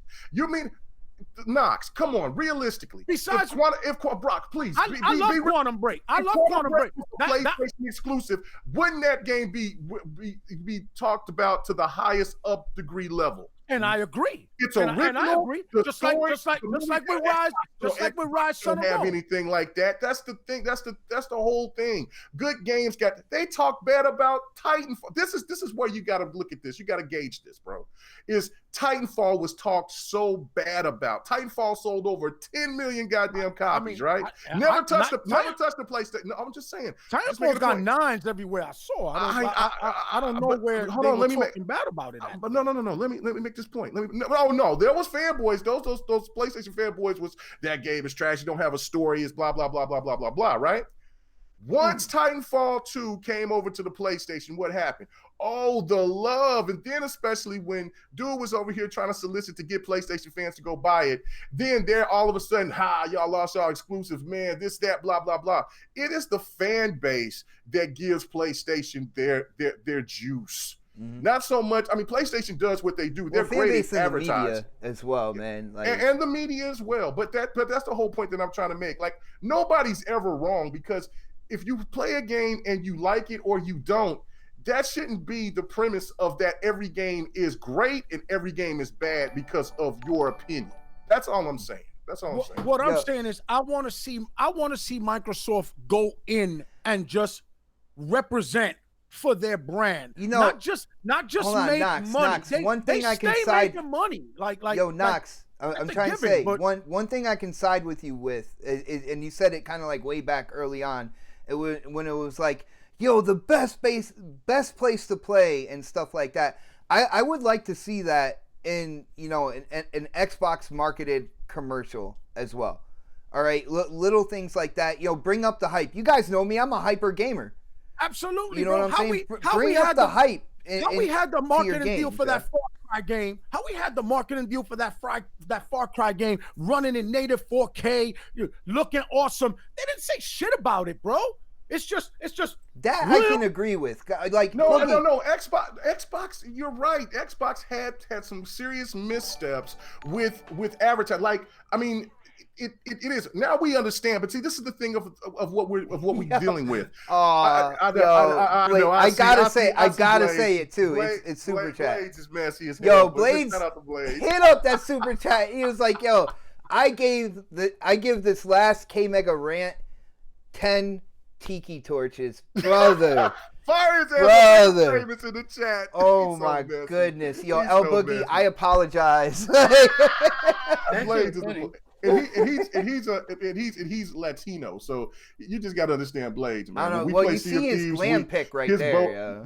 His boat is called the Republican, man. We go back and forth and shit. You know what I'm saying? I say he flip flop. Remember, like a pancake. Oh, that's right. You fuck with his taxes. Yeah. So yeah, buddy. Yo, baby, let's go. Yeah. So it's called the Hillary, the USS Hillary. Let's go. He said sloppy. Oh, you hit him with the core. Yeah, but no, I agree. I was all about that. Like, it's funny because fanboys like, you don't criticize. You're not critical of Xbox. We are overly critical. We're overly critical. I've been saying this for many years that Xbox advertising has been ass juice. It has been. That's a fact. But the one thing that I agree with LBoogie with is that they have a different perception than what. Yeah, they're hungry, but they're hungry for another goal. PlayStation's hungry for survival. Okay. They needed this. Microsoft was putting out like moves to make longevity. Like they're moving toward the future. They're moving to where our gaming space is going. Like I understand that some people don't see it and they want the now, but that's just not how good business works. Right. Look, I understand. I get what you're saying, Knoxx. I understand it. It's more the thing of it with when we look at it from a standpoint, it seemed like that they don't fight back. And I remember when me and Bob was on BGST and we was over here all agreeing. It's like, what is this kumbaya shit with Nintendo? Now, I liked it. I saw what was going on. Well, see, but we didn't know what was going on from what the rumors that's supposed to be happening now. Thing is this. Now we see, because that's a business move. That's a power move. And while fanboys take it and look at it as, oh, they're submissive to Nintendo. How is it? They don't lose a goddamn dime and they gain millions of people, potential buyers. That is what that is being a symbiont. That's over here taking the shit and making it to its own. What Microsoft is trying to do with this strategy is do what they did with Windows and conquer the market every which way they can so they can make some money off of it. I know the fanboy aspect of it when it talks about exclusives and shit may not appeal to you. And PlayStation may dominate next generation, but you best believe if Xbox start throwing those user numbers out and they start showing out their bottom line, that's why I say it's only inevitable for PlayStation to want to get a piece of that goddamn pie. And you'll see God of War, and you'll see Horizon Zero Dawn, and you'll see Nioh, and you'll see all these goddamn games on on other fucking devices, just like they're doing on Xbox, because they want that revenue too. Well, and you know what? And when you see those games on other devices, it will kill Microsoft shit, because that's the difference. That's what I'm talking about. The Xbox quality, the quality of game. Bro. Like Netflix is the shit now, right? But when did Netflix become the shit? When it got the Marvel joints, the orange is the new blacks, the fucking shit with Kevin Spacey, whatever. When they got all them hot shows, but like Mook says, when that shit was playing, What About Bob? Ain't nobody give a fuck about no Netflix. But brother, that shit was an add-on. Yo, Knoxx, So how about this? Hold on, Mega, hold on. If Game Pass is only gonna put out Knoxx, games let me talk, that motherfucker. the masses consider mediocre, it ain't gonna survive. It's surviving now because there ain't no competition. Knoxx. But once competition starts coming for that ass, they better put out some quality shit. Knoxx, so I hope that these studios that they got put out some real high-end quality shit. Because if Microsoft just continues to deliver the same shit, and I know it's everybody's opinion, I understand that, but the majority's opinion is that the games right there that are coming from Microsoft this generation, with the exception of fucking Gears, Halo, and Forza, are trash. And that is perception is truth. Wow, and really? it's true. Wow. And if Sony was to do something like Game Pass and put out their shit, they'll crucify Microsoft. Brother, They'll yo. kill it. No, they don't have the infrastructure for that. They don't. But they will. But they will. They will. Yeah, They don't have somebody. to pay They don't have AWS to do something like that. bro, They would they got- lose money on that venture. Yes. Microsoft is putting servers in the ocean. Mm, In the ocean. bro. They're going to dominate the cloud world. Let the fanboys brag and say, okay, hold on, Knoxx. This is another thing that you're not paying attention to. It's the same reason. Okay, let's say that PlayStation 5 sells 130 million consoles, right? And they stay to say this traditional way of we're not going to leave, we're going to stay traditional. We're not going to venture out. Let them get 130, 140 million consoles sold. And then if Xbox has got 200 million people out there using off their shit, why do you think look at the bottom line. Why do you think PlayStation has changed their sales shit to user base as well? Because they want the piece of the pie. Gaming can't just be stayed in one box because Amy Hennig has said this, Mark Cerny has said this, Phil Spencer has said this, EA, Activision, all of these companies know is that games are getting more expensive. You know what I'm saying? And gamers want bigger, better, best games. They want consoles that's going to be ridiculous. And if you got to venture out and get more revenue so you can try to keep up with the Joneses. Microsoft can take a couple of hits. Sony can't, so they got to solicit the best way that they can. All right, check this out. Trust me, they're going to change this, man. Yo, Knoxx, when it comes down to it, you ask like, well, what is your incentive to get an Anaconda? And the way Xbox is thinking, if you're a console gamer, then you're looking at the Lockhart or the Anaconda. If you are completely fine with game streaming on other devices like your tablet or your cell phone, and that's the only way you want to go, they're in that space as well to collect revenue there. But at the end of the day, if you're a console gamer and you want to play games natively on a console, and if you are on the hardcore side with that, and you want the most powerful hardware running your games natively, that's the consumer that's going to get the Anaconda. And that's as simple as that. Why? But why? But didn't something just come out? If I'm not mistaken, like I said, I've been working a lot, so I may be mistaken on this. But didn't something just come out where you are now able to download to your PC from Game Pass, or either it's happening now or it's coming soon? You can download the games right from Game Pass right onto your PC, and just like you do it on the Xbox. All right, look at the power. Look at the power with the Xbox One X, and think about how much money you're gonna have to put into a rig. All right, if you already have a rig, Xbox will be like, hey, you can play these games, no problem.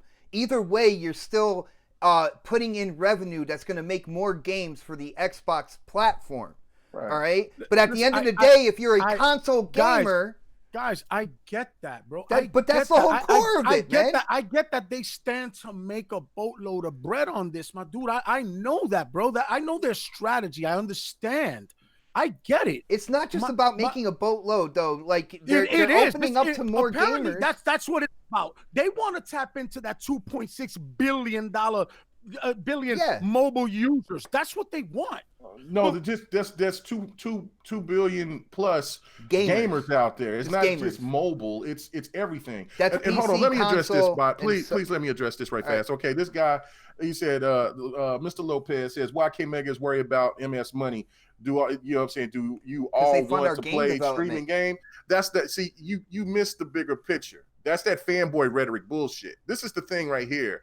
When you sit there and say that stupid shit to me, so every time that you come to me and talk about how many console sales PlayStation has, or how many sales a game does, or a PlayStation game, it's sold 10 million. Isn't that the same goddamn thing? Except you're just not talking about the revenue. It's the same thing. The point of the matter is that once you make this for the success of what these companies do out of the big three, it helps make games. Makes games. And yeah, you can say Xbox doesn't have these great quality games like PlayStation. Xbox is buying a hell of a lot of studios, and good games take time. You don't think that God of War didn't take time to make? That was my whole point, Mega. That was my whole point. My whole point is I want to see them be aggressive with their marketing, and I want to see them giving a quality product to the consumer like they used to do. I don't want mediocrity for the sake of mediocrity, because, you know, I don't want, like I said, I don't want Game Pass to become, it's on Game Pass. I want it to be, oh shit, it's on Game Pass. You understand the difference? Yeah, y'all got a little defensive. Don't expect every first-party development team under Xbox's umbrella to bring a AAA big-budget experience either.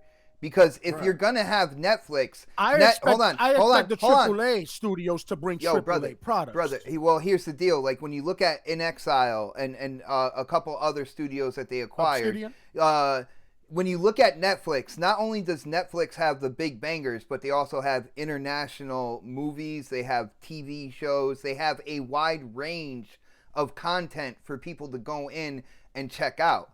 All right, so on that note, they're going to do that same thing with Game Pass, and especially their first party. So not every single studio that they acquired is going to have a, big AAA, big budget, oh my goodness, look at this game either. No doubt. But just like a lot of the major players on Netflix, they're branching out on their own. Marvel just took all their shit off Netflix, right? To come with their own studio. DC got their own shit too, their own channel. Netflix actually got rid of Marvel. Marvel didn't decide to take their programs away. Oh, really? I heard that different. Boogie, I did not know that. You can look at it in like Forbes, I think it was, that I read the article that they said that Netflix let them go because they don't own that IP, so they're not making money. They're not going to have any more shows on their platform that so they probably don't own. With like the success of like Bird Box and their other kind of like original content, they feel like if it's not original content, they don't want it because they have to pay Marvel also. So they're fitting the bill, but then they have to pay Marvel. So and eventually the same thing will happen with third party game companies. Well, that's why they're hanging their hat on first party here. Right. You know what I'm saying? And look at this. We don't even know, like, let's just think about this for a second. Yo, Predator too quiet, man. I know. I'm gonna let Predator talk, but the thing. This is let's put this in perspective.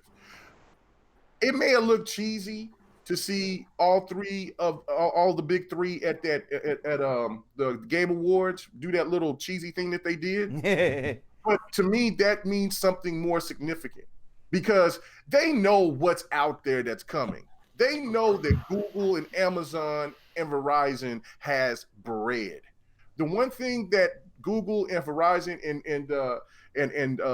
Amazon don't have is the experience of the big three of knowing what to do in the gaming space. Mm-hmm. They could all be working together to work something out.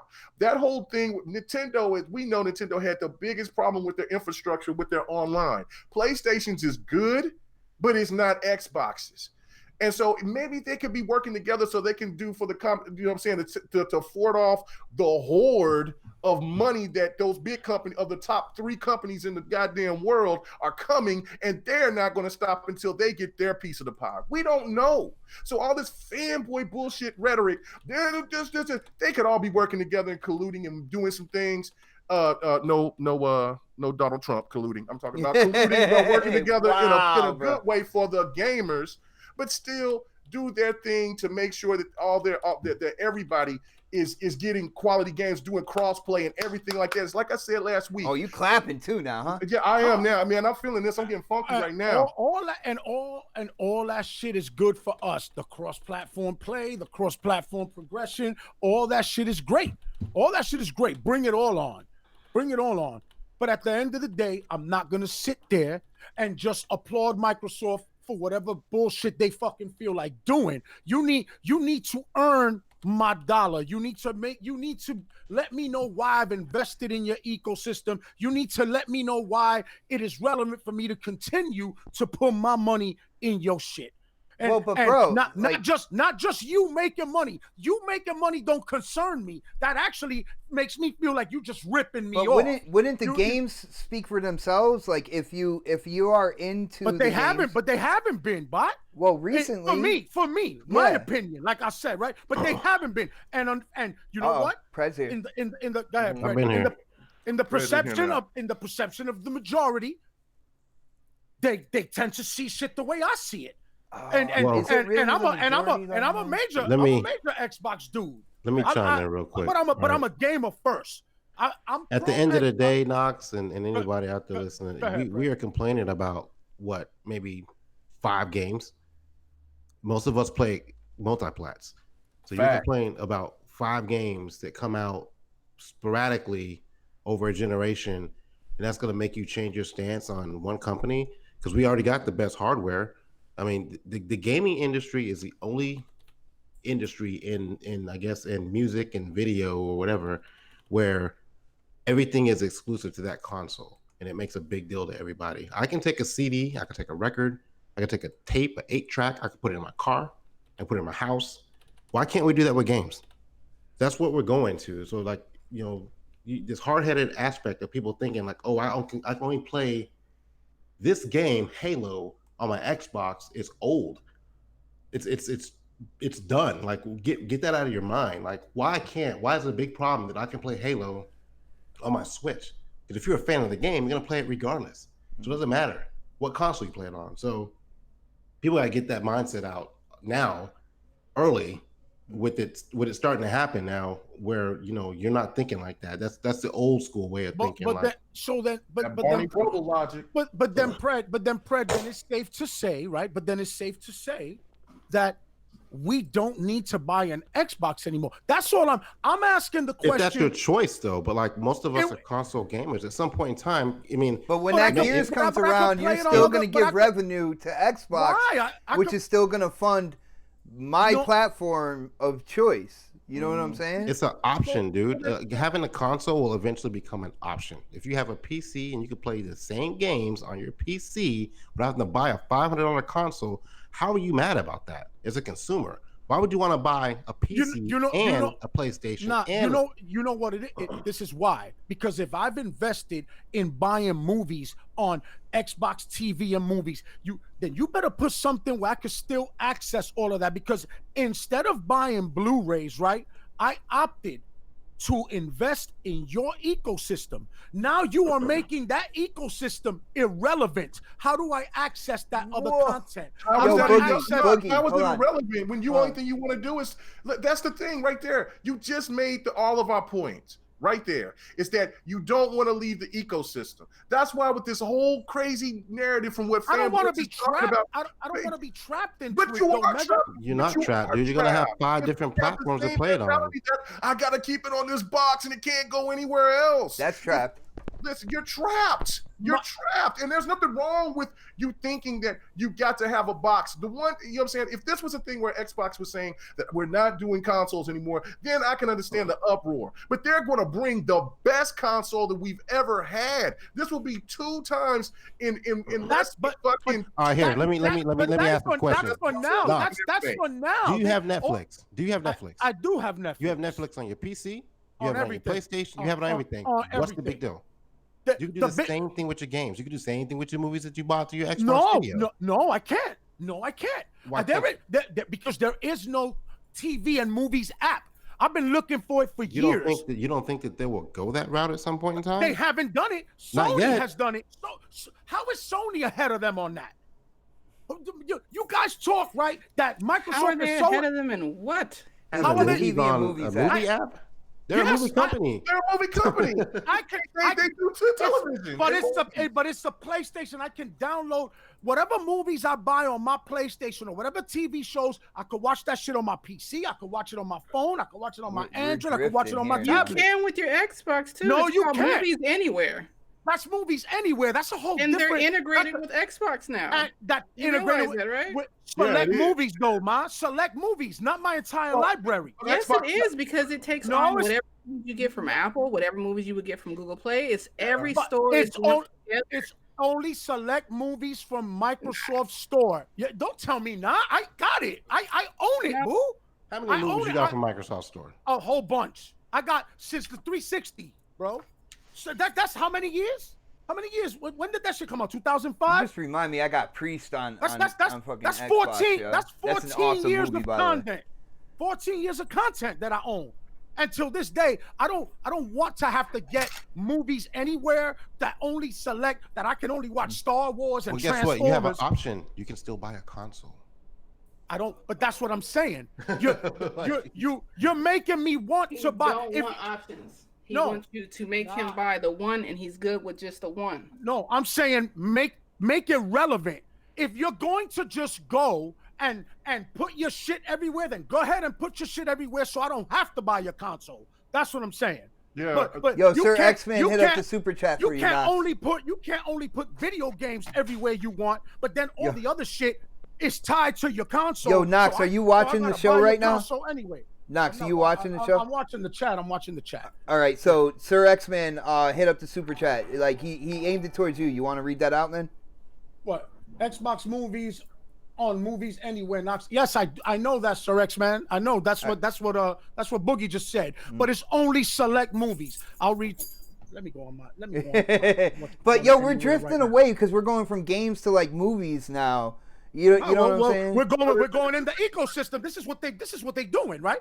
They're building buy it, movies. man. You could buy movies on there. You could do all that shit on there, right? So you got to bring the whole shit across. Let me see. Let me go to my Dude, Movies Anywhere, right? You also do realize, like, movie publishing, there's a bunch of different companies for different movies and everything like that. They got to get, like, all those agreements down and everything. Out of all the movies I own on my Xbox, Movies Anywhere only brings across 1, 2, 3, 4, 5, 6, 7, 8, 9, 10, 11, 12, 13, 14, 15, 16 movies.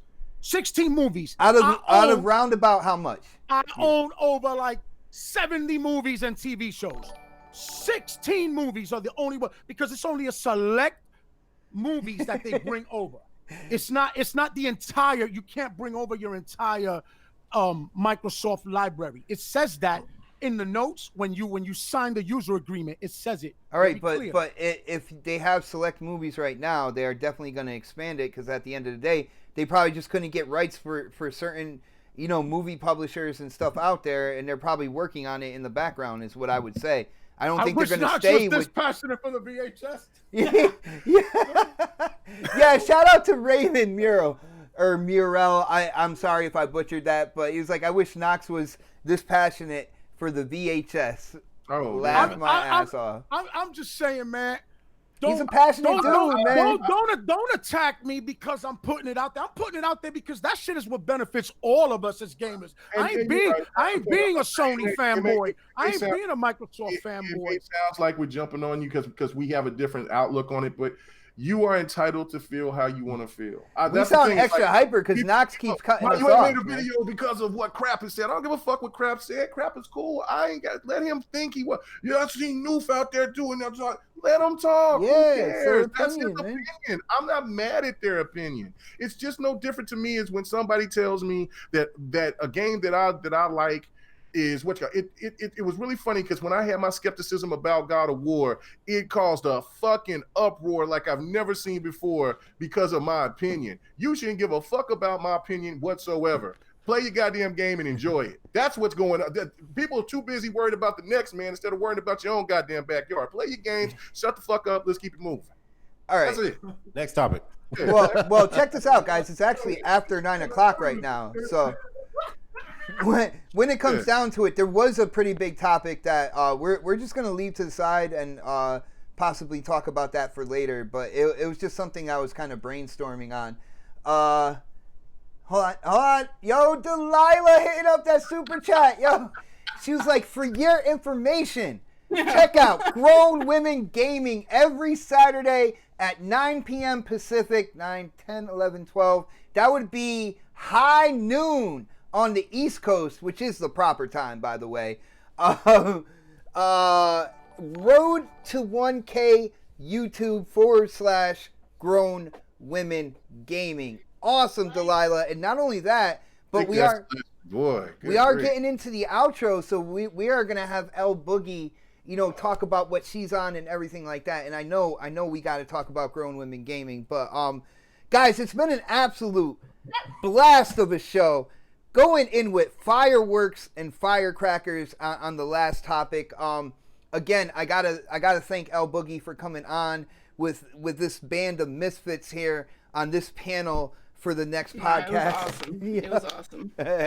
Well, Boogie, like a 40-year-old with a comb over it, it is time to get those plugs in. I had to say that for my wife because she hates when I say that, so I do that every week. But Boogie, why don't you let people know about the podcast, Grown Women Gaming, and let them know where they can get a hold of you to talk games. All right. Well, I am on Twitter as LBoogie0208, as well as on Mixer. I'm usually on Mixer every weekday at 10 a.m. And I am, of course, on YouTube with Grown Women Gaming every Saturday at 9 a.m. Pacific Standard Time, 12 p.m. Eastern. I really appreciate you having me on the podcast today. This was an absolute joy. So I think she's being nice, but I'm serious. This was fun. Cause I don't know. I think it's probably more, you guys get a little bit more hyped. Okay. We don't get as hyped as you guys. But yeah. Well, I'm glad you have fun. Cause when it comes down to it, we had an absolute great show. I love talking games with you, and I hope that you'll be on again. So, of course. All right, beautiful. My brother, the emotional, the amped up Knoxximus. Yo, brother, you came in today. You brought that energy that people know you for. Why don't you let people know where they can get a hold of you to talk games, and if there's anything going on with your YouTube channel, man? Shit, unfortunately, you're gonna have to hit me up on my cell phone at work so we can talk some gaming. But man, right here every Saturday, everybody, y'all already know, bro. Right here, on the next podcast with the fam, and in Knoxx we trust. I really do want to do an episode. This shit got me hyped right now, bro. Shit. But yeah, man, I'm trying to do it. Like I said, man, I'm always on the grinding, like Mega and shit. We always fucking working and all that shit. But yeah, man. Yeah, man. Right here and in Knoxx We Trust on YouTube, at the Knoxx on Twitter. Follow the kids, show some love, and you already. Nice, brother. Now, Predator, I know, like you said, you were quote unquote under the weather, so I think you had some time to kind of recuperate a little bit, but you got to let people know exactly, where they can get a hold of you to talk games. And is there any kind of plans for special guest starring on any podcast this coming week, man? Nope, I'm not doing shit this week, man. I'm not doing shit. I'm just playing Anthem. It's catch me in Fort Tarsis, man. That's what Predator_HOS, Xbox, PlayStation, Steam, EA Access. You know what to find me. He said somebody got to bring a gag for Knoxx. Yeah. Yeah. All right. Who said that shit? My mom did. You can't talk shit about my mom, so we just gotta move on. Yo, Mega. All right, we didn't get as crazy as GRG at the end of the show last night, man. But I think less of us were sipping that sauce as well, so there wasn't as many. Me and Knuckles, me and Baby Bot was on that. Dude, when I heard he was sipping that Crown, I was like, yo, this is about to go downhill real quick. Yeah, and especially when I start pressuring live, because live, live is like the wildest out of all of us, but live couldn't even mess with it when I said, answer the question, yes or no. And I was like, no. Or not. And he's like, yeah. So, yeah, GRG is lit, man. know what I'm saying? It was too goddamn long. I gotta, you know what I'm saying? I'm over here working negotiations out with my old lady now that she gotta come and bring me some kind of indication like, look, it's over. Cut it off. I got you. She's gonna let you embarrass yourself until you get her a Switch, by the way. I'm just saying. Oh man, you know what? I got a story to tell after we get off here. But anyway. Oh shoot. Yeah, man, you can check me out on my channel at KMega405. Yeah, please come check out the crew. You know what I'm saying? Big shout outs to Grown Women Gaming, man. You know what I'm saying? Yeah. Love what the ladies do out there. You know what I'm saying? Big shout out to LBoogie, to Cerise, to my girls Delilah HD, and to Lady Infamous, you know what I'm saying? 415. And then also, man, just, you know, check me out on Twitter. You know what I'm saying? I'll post something and then I'll usually get some shit started. So let's let it go. I like to talk and listen to those crazy fanboys go crazy. Oh yeah, man. He responds to crazy fanboys as well. Yeah, I don't block anybody. I might mute one or two people or whatever, but I don't ever block because I just like to see how crazy and deranged that some of these people can go, man. It's all gaming at the end of the day. It's all love, man. So, nice, yo. You know, and my boy Knoxx, man. That's all right, man. Keep that energy, man. Man, if you got time, man, you probably have to come on GRG next week. So, you know what I'm saying? I think you do it on Fridays, right? Friday nights. Next week might be my Friday off because we get the. Oh shoot, that'd be a crazy show right there, man. Yeah, all right, that'd be great. That'd be fun. You know, I'll be tuning in for that. Yeah, I might need to go and holler at my boy Noof so I can have two guys so we can talk about this. Hell yeah, me and Noof. Noof come and we talk about this and then just have a discussion about it and then get a good perspective. Yo, Noof and Knoxx going back to back, taking on all ongoers and anybody who wants it. Yeah, I can see that. Yeah, let's go. I can see that. Thanks for rocking out with us tonight as always, man. Nice, brother. And yo, huge shout out to Delilah HD in the chat. What is going on? Another serious gamer out there. I saw Noof Nukem. What is up, my brother? I saw Saltiest Gaming. Of course, my bestest brother, the indie gamer in the chat. What is up, yo? But guys, it is Saturday night. Oh, hold on. One more thing. Guys, you got to go to Twitter and vote for the best gameplay. All right, I did put it up there. It is on my Twitter page at xbot448. It's no question. Dude, you had your time to represent your gameplay. Now I'm talking to the gamers out there. All right, brother. But yo, it is pinned right at the top of my page. The poll is right there. It is open for 24 hours. So go ahead, get your votes in. We all know you want to vote for XBot, and you can. The name's right there. You can go ahead and do that. But, guys, it is Saturday night. The gamers got a game. I got to get the controller in my hands. I got to see if Anthem will still crash for me or if I can actually get in and play the game. So I am going to end the show the way I do every week. We will check you out next Saturday for the next podcast. Have a great weekend, everybody. Peace. No pray? No pray? Peace. Y'all hilarious. Yeah.